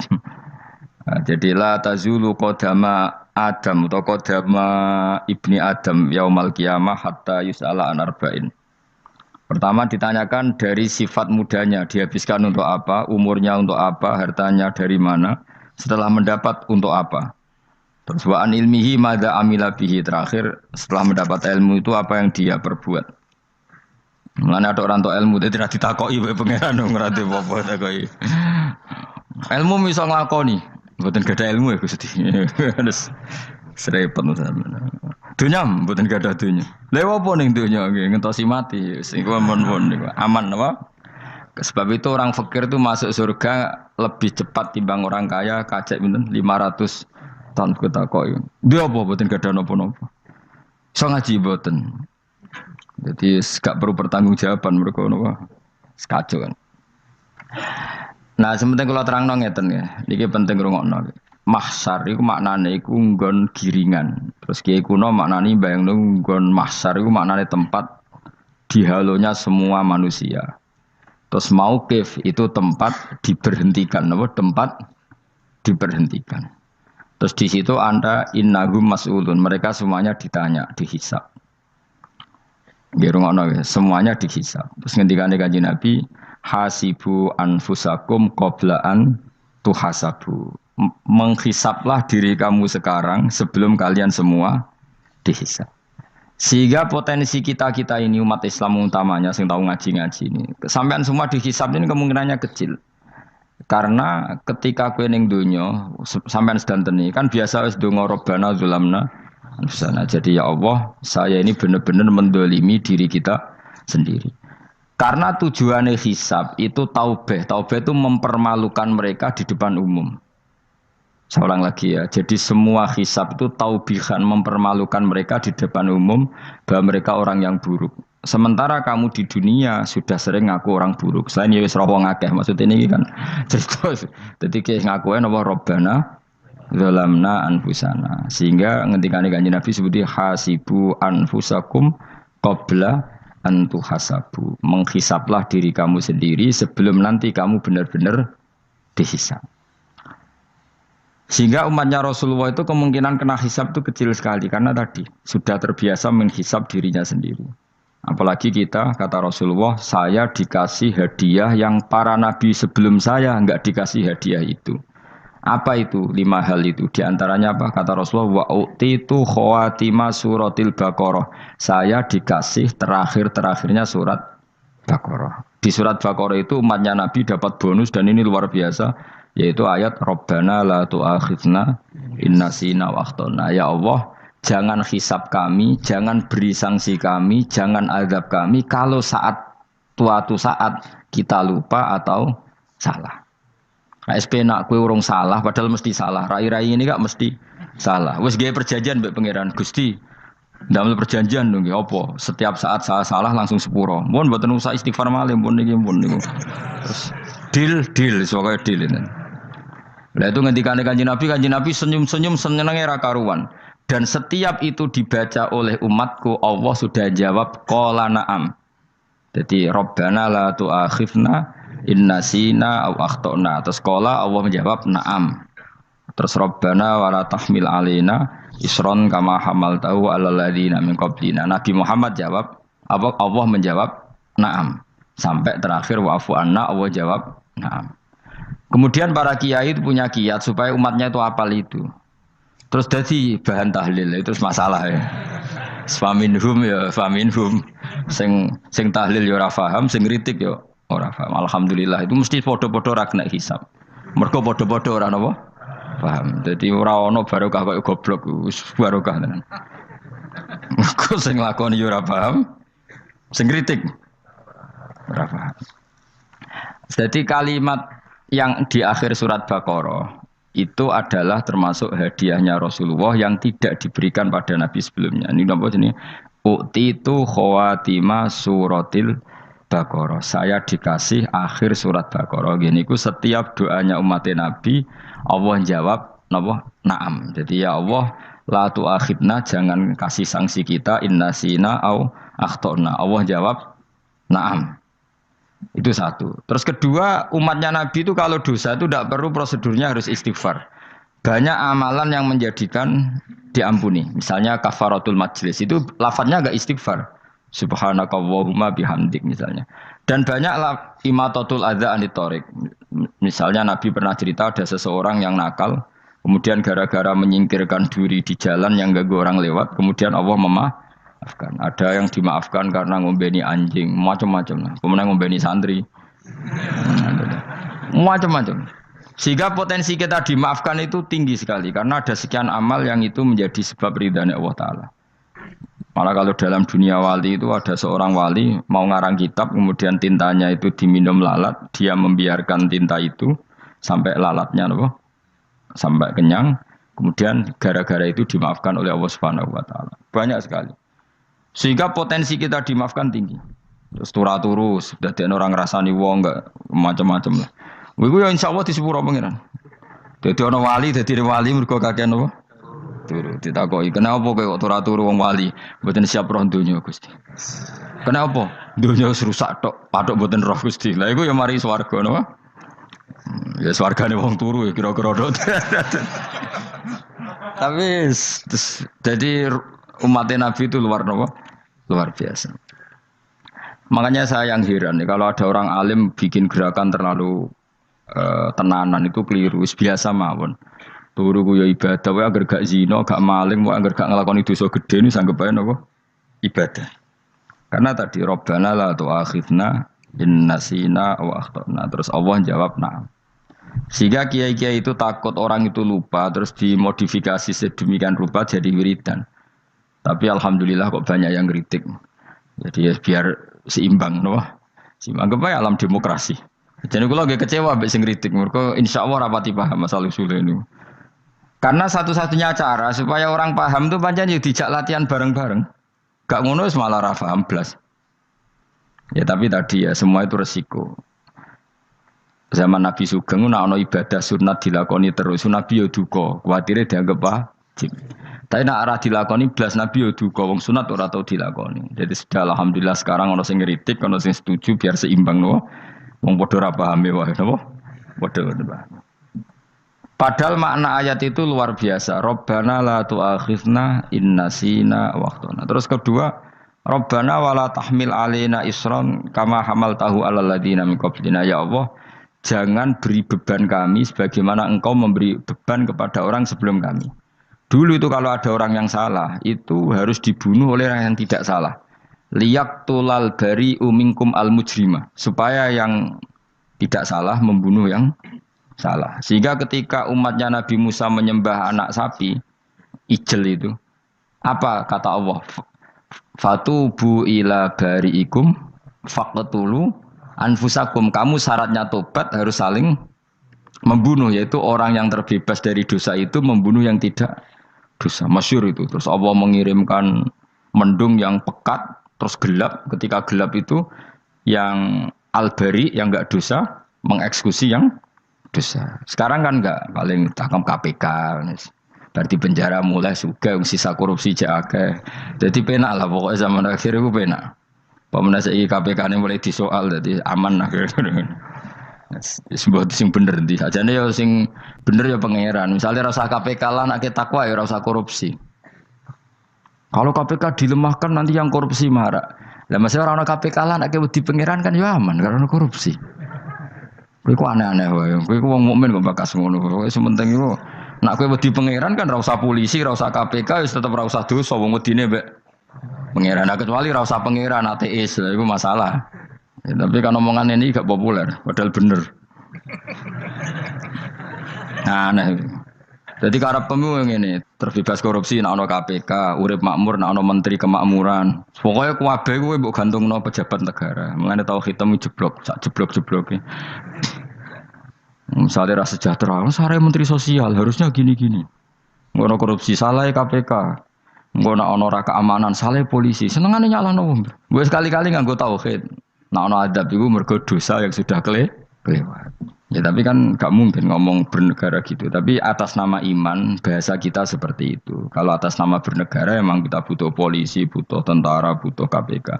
Tapi atas nama iman ya tadi kalau kita diberi sanksi Allah itu rata-rata dari bima qaddamat yadaka itu pasti ada salah yang pernah Anda lakukan. Ya, tapi sudahlah ini zaman sudah seperti ini. Anut umumnya wong akeh. Kalau terang malih masalah hisab ya. Hasibu anfusakum qabla an tuhasabu. Kamu menghisablah diri kamu sebelum kamu dihisab. Misalnya saya sebagai ulama, tentu hisab terberat saya itu kitmanul ilmi, menyembunyikan apa? Ilmu. Karena ilmu kalau disembunyikan tuh bahaya sekali. Bayangkan di alam fisik. Misalnya ada orang berkebutuhan pada kemaksiatan, terus di situ ditulis bar, karaoke misalnya. Orang bisa ke sana karena ada tulisannya, ada WA-nya, ada alamatnya. Kemudian ketika Anda bisa Fathul Qorib, tidak ada tulisannya. Harusnya Anda juga nulis ahli Fathul Qorib, ahli Fathul Mu'in, nah, atau ahli Jaljalut, tulis saja. Ahli Primbon. Enggak apa-apa, tulis saja. Penerus Ronggo Warsito, tulis saja. Zaman gendeng, arah melok gendeng, rakeduman, tulis saja. Tapi barokahnya tulisan itu kan orang bisa tahu. Makanya kenapa banyak orang sufi yang sudah menyembunyikan diri warnanya nakal-nakal. Karena dia disalahkan Allah, karena menyembunyikan ilmu. Saya itu orang yang senang tertutup, kecuali masalah ilmu. Saya mau mengajar terbuka seperti ini. Karena tadi, awal dari dikenalinya kemakrufan adalah dimaklumatkan. Awal dari dikenalinya keburukan juga karena dimaklumatkan. Betapa celakanya kalau kemungkaran dimaklumatkan sementara kebenaran tidak dimaklumatkan. Makanya Mbah Mun itu sampai berfatwa, Mbah Mun guru saya itu. Nak ono masjid ra ono menawarane Mbah Mun duka. Masjid kok ora ono menarane, wajib ono. Dulu saya iskal kenapa menara jadi wajib. Tapi setelah saya tambah angan-angan, secara fikih jelas tidak wajib. Tapi coba bayangkan, misalnya ada bar lampunya tinggi, orang dari jauh tahu itu bar. Sehingga kalau mau maksiat misalnya ingin ke sana. Sekarang misalnya masjid gak ada menara nih, ada orang ingin sholat, ono masjid tahu ora. Tapi baru kayak ada menaranya kan? Tahu. Intinya semua kebaikan itu harus dimanarohkan. Makanya manaroh itu dari kata nur, dimenarakan, dari kata nur, dari kata dicahayakan, dimaklumatkan. Sehingga mulai dulu lama itu meskipun humul itu menyembunyikan diri. Tapi kalau masalah ilmu mereka membuka diri. Loh coba kalau misalnya ngaji seperti saya ini, saya tidak terang-terangan jadi orang alim. Sebetulnya nggak baik. Kalau kamu ujub, sombong, aku orang alim itu tidak baik. Tapi kalau kita kan tidak karena ujub tadi, harus memaklumatkan. Coba berapa bapak-bapak yang tertolong nyari bidan ketika istrinya hamil. Gara-gara tulisan, karena yang nolong itu bidan. Ya kan? Dokter gigi. Atau kalau nggak dokter, ya ahli gigi. Ahli gigi itu yang dipasang tanpa medis itu. Ndak kamu menjadi tahu karena apa coba? Tulisan kan. Tapi kenapa kebaikan tidak seperti itu? Harusnya sampean ya tulis saja. Misalnya sampean enggak alim saja, maklar orang alim.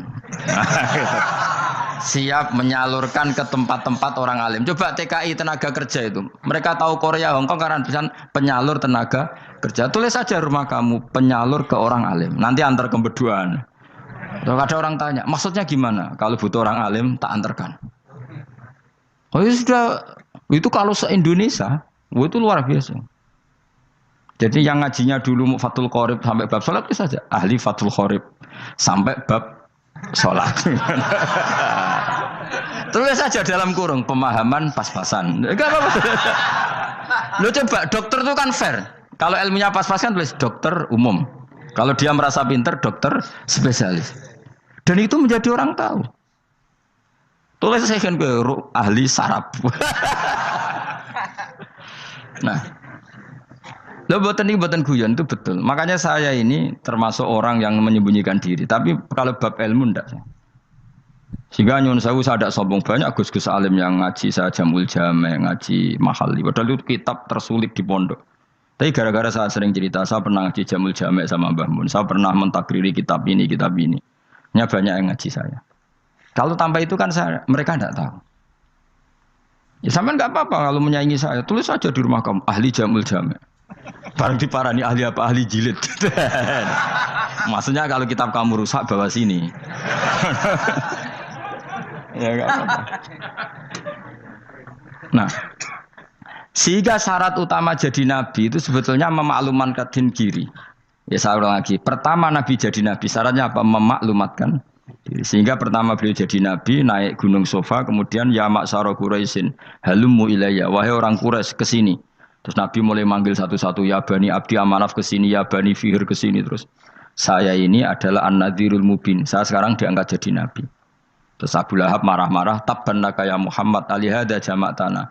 Muhammad kamu itu orang sial, kita enak-enakan tidur gara-gara kamu manggil kita datang, ternyata hanya untuk urusan seperti ini. Makanya terus ada tabbat yada abi labi watab. Tapi yang iman kemudian tanya, Muhammad kalau kamu setelah jadi nabi, misinya apa? Saya diutus Allah untuk kamu menyembah Allah, tidak boleh menyekutukan Allah. Dan Allah memerintahkan kamu afaf. Afaf itu meninggalkan zina, meninggalkan maling, gini-gini. Coba kalau Nabi tidak memaklumatkan diri. Jadi Nabi seklunak-klunus. Ketemu wong monggo nggih. Ada tembu dia nggih. Sengerti nak Nabi ku sapa? Sehingga orang-orang yang humul, yang menyembunyikan diri itu di bab ulama masalah besar itu. Karena ciri utama dosa adalah kitmanul ilm. Makanya Nabi sidik amanat tabligh fatona. Tabligh itu lawan katanya apa? Kitman. Makanya saya ngaji di mana-mana. Saya di Jakarta ngaji, di sini ngaji, di Pasuruan ngaji. Harus dimaklumatkan ilmu. Dan kalau ada orang tanya ya tak jawab. Saya itu kitab yang paling aneh di pesantren. Misalnya yang mulai aneh lah. Gak Jamul Jame. Saya sampai sekarang masih ngajar Jamul Jame. Kitab yang aneh. Macane lagi roh judulnya pusing. Jamul Jawame, kumpulane pira-pira kumpulan. Jadi ilmu apa ae ana ning kono. Sing gak ana ilmu dukun, mboten enten. Ilmu carane bodoni ya ora ana. Ning kono mau carane mlebu swarga tok. Mane potensi kula mlebu swarga itu tinggi sekali. Cara sing model piye duwe. Dadi mun. Dadi cara sing model piye duwe. Dadi cukup banyak napa? Cara. Sampe nek ndek cara sitok orang mesti, kalau nu gak ada cara kata. Jadi nak dari cara iki mentok, ganti cara iki mentok. Ya terakhir paling gampang itu cara nganggo fadhole pangeran. Iku kena mbok tiru. Pokoke mbok swarga nganggo fadhole pangeran. Masalah utama kita sebetulnya itu. Makanya saya tidak pati cocok sama orang sufi itu. Kebenaran itu harus dimaklumatkan. Sementara orang sufi itu ingin menyembunyikan diri. Itu kalau untuk yang alim itu tidak bagus. Wong kita saja tahu itu dokter atau bidan karena tulisan. Ini bidan, ini dokter. Dan mereka jujur, dokter umum, dokter spesialis. Loh, coba misalnya di kota, kamu tulis saja penyalur kebaikan. Orang yang ingin mondok, pondok pilihannya ada, Sarang ada, Peloso, Lirboyo. Kalau saya ke sana gimana? Saya kenal Gusnya. Tak anter. Wan keren, juga ada penyalur. Kalau orang bisa tersalurkan ke Korea, ke Korut, ke Jepang karena tulisan, kenapa tidak banyak orang tersalur kebaikan karena tulisan? Engko ora mau klunak ora jelas. Meskipun nanti ditawari orang, mesti dulu sih ahli takrib, mesti wong guyu. Ahli Fathul Qorib sampai bab sholat. Tulis saja jujur, maaf tapi hanya sampai bab sholat. Tulis saja, ada maafnya bareng, maaf tapi sampai bab sholat. Enggak apa-apa. Paling untuk wong sowan, larian mau doa jenengan 2 tahun. Tapi ini bodohnya mau 3 bulan, mulai ngajine dok bab sholat. Enggak apa-apa. Loh itu dulu memang begitu. Rasulullah zaman Sugeng itu kalau ngajari santrinya itu balighu anni walau ayah, maklumatkan ke kampung kamu meskipun 1 ayat. Banyak sahabat kalau ditanya ya tidak bisa karena ngajinya tidak hatam. Tapi ya terus gak apa-apa, kok tak soal Abu Bakar, tak soal Umar, ditanyakan yang lebih pintar. Saking tidak pahamnya sahabat itu lucu. Ketika ada ayat waqulu wasrabu hatta yatabayyana lakumul khaytul abyadu minal khaytil aswad. Itu kalau mau tidur ya benar-benar bawa benang putih sama benang hitam, ditulis dipasang di pintunya. Jadi kalau makan diinceng lagi, kok masih belum kelihatan, wah masih boleh makan. Terus begitu. Kalau sudah mulai syuruk, mulai padang, wah berarti sudah imsak. Jadi karena makanlah dan minumlah sampai benang hitam terbedakan dari benang putih. Artinya kalau malam kan dulu kan nggak ada listrik, nggak ada lampu, berarti kalau benar-benar masih malam nggak terlihat, berarti masih boleh makan. Nanti terus dilihat gitu. Terus, ya sudah wakafnya di situ. Hatta yatabayyana lakumul khaytul abyadu minal khaytil aswad. Wakaf dulu. Terus akhirnya Kanjeng Nabi itu piye kok umatku dadi masangi benang. Akhirnya Jibril teko. Ini makanya unik dalam ulumul Quran. Satu-satunya ayat yang diturunkan hanya 1 kata itu ya ayat itu tok. Terus Jibril datang, Muhammad ayatnya itu kurang sitok. Minal fajr. Terus ditambahi minal fajr. Jadi minal fajr itu unik. Ada Jibril jauh-jauh dari langit. Iku mau nurono apa? Minal fajr. Makanya kalau kamu nanti dites, kalau ingin jadi dokter tafsir dites, ada 1 kalimat yang diturunkan jauh-jauh Jibril ke bumi. Apa kalimat itu? Jawabannya minal fajr. Wis alim gue yakin alim. Memang ikut tak? Masa itu? Mereka gara-gara sahabat itu terus masangi apa? Benang ngincang. Akhirnya minal fajr. Baru mereka tahu maksud fajar, maksud apa? Benang hitam artinya malam, benang putih artinya fajar. Sodik sudah menyingsing. Semenjak itu sudah ada benang-benangan karena jadi orang-orang ngono mat maksud iki kurang sithik gitu terus turun apa? Minal fajr ya. Jadi nanti kalau sampai latihan tes jadi dokter apa? Tafsir. Ayat mana yang diturunkan hanya 1 kalimat atau 1 kata jawab apa? Minal fajr. Iku lolos langsung dokter. Mun pinter. Ya pinter ngerpek maksudnya ora dikandani. Lah nanti hubungan kita dengan Allah ya seperti itu. Sejauh mana kita memaklumatkan Allah. Sejauh mana kita mengkampanyakan Allah. Saya berkali-kali bilang, saya kemarin kan di Korea, itu sebetulnya saya yakin hanya doa saya. Saya sering berdoa, ya Allah, Engkau dipuji di langit dan di bumi. Lalu kalau di bumi ateis, itu caranya kayak apa? Dulu saya itu terobati karena Uni Soviet setelah persemakmuran banyak menjadi negara Islam. Berarti itu bukti bahwa Allah pun dipuji di bumi Uni Soviet. Lalu yang kayak Korea kayak apa? Ternyata betul Koreanya tetap ateis, tapi gara-gara diserbu wong Indonesia. 49.000 wong Indonesia ning Korea Selatan. Iku mbok gawe sing salat separuh, iku jek pira? 24, kira-kira ya digawe 20.000. Iku 20.000 salat kabeh, tahlilan kabeh surwame. Lah kok sing ngritik tahlil muni sunah Rasul tok surwame. Pokoke rame lah walhasil. Kita tahlilan wah itu enggak ada hadisnya. Enggak apa-apa yang penting muni hadis sing sitok tahlil muni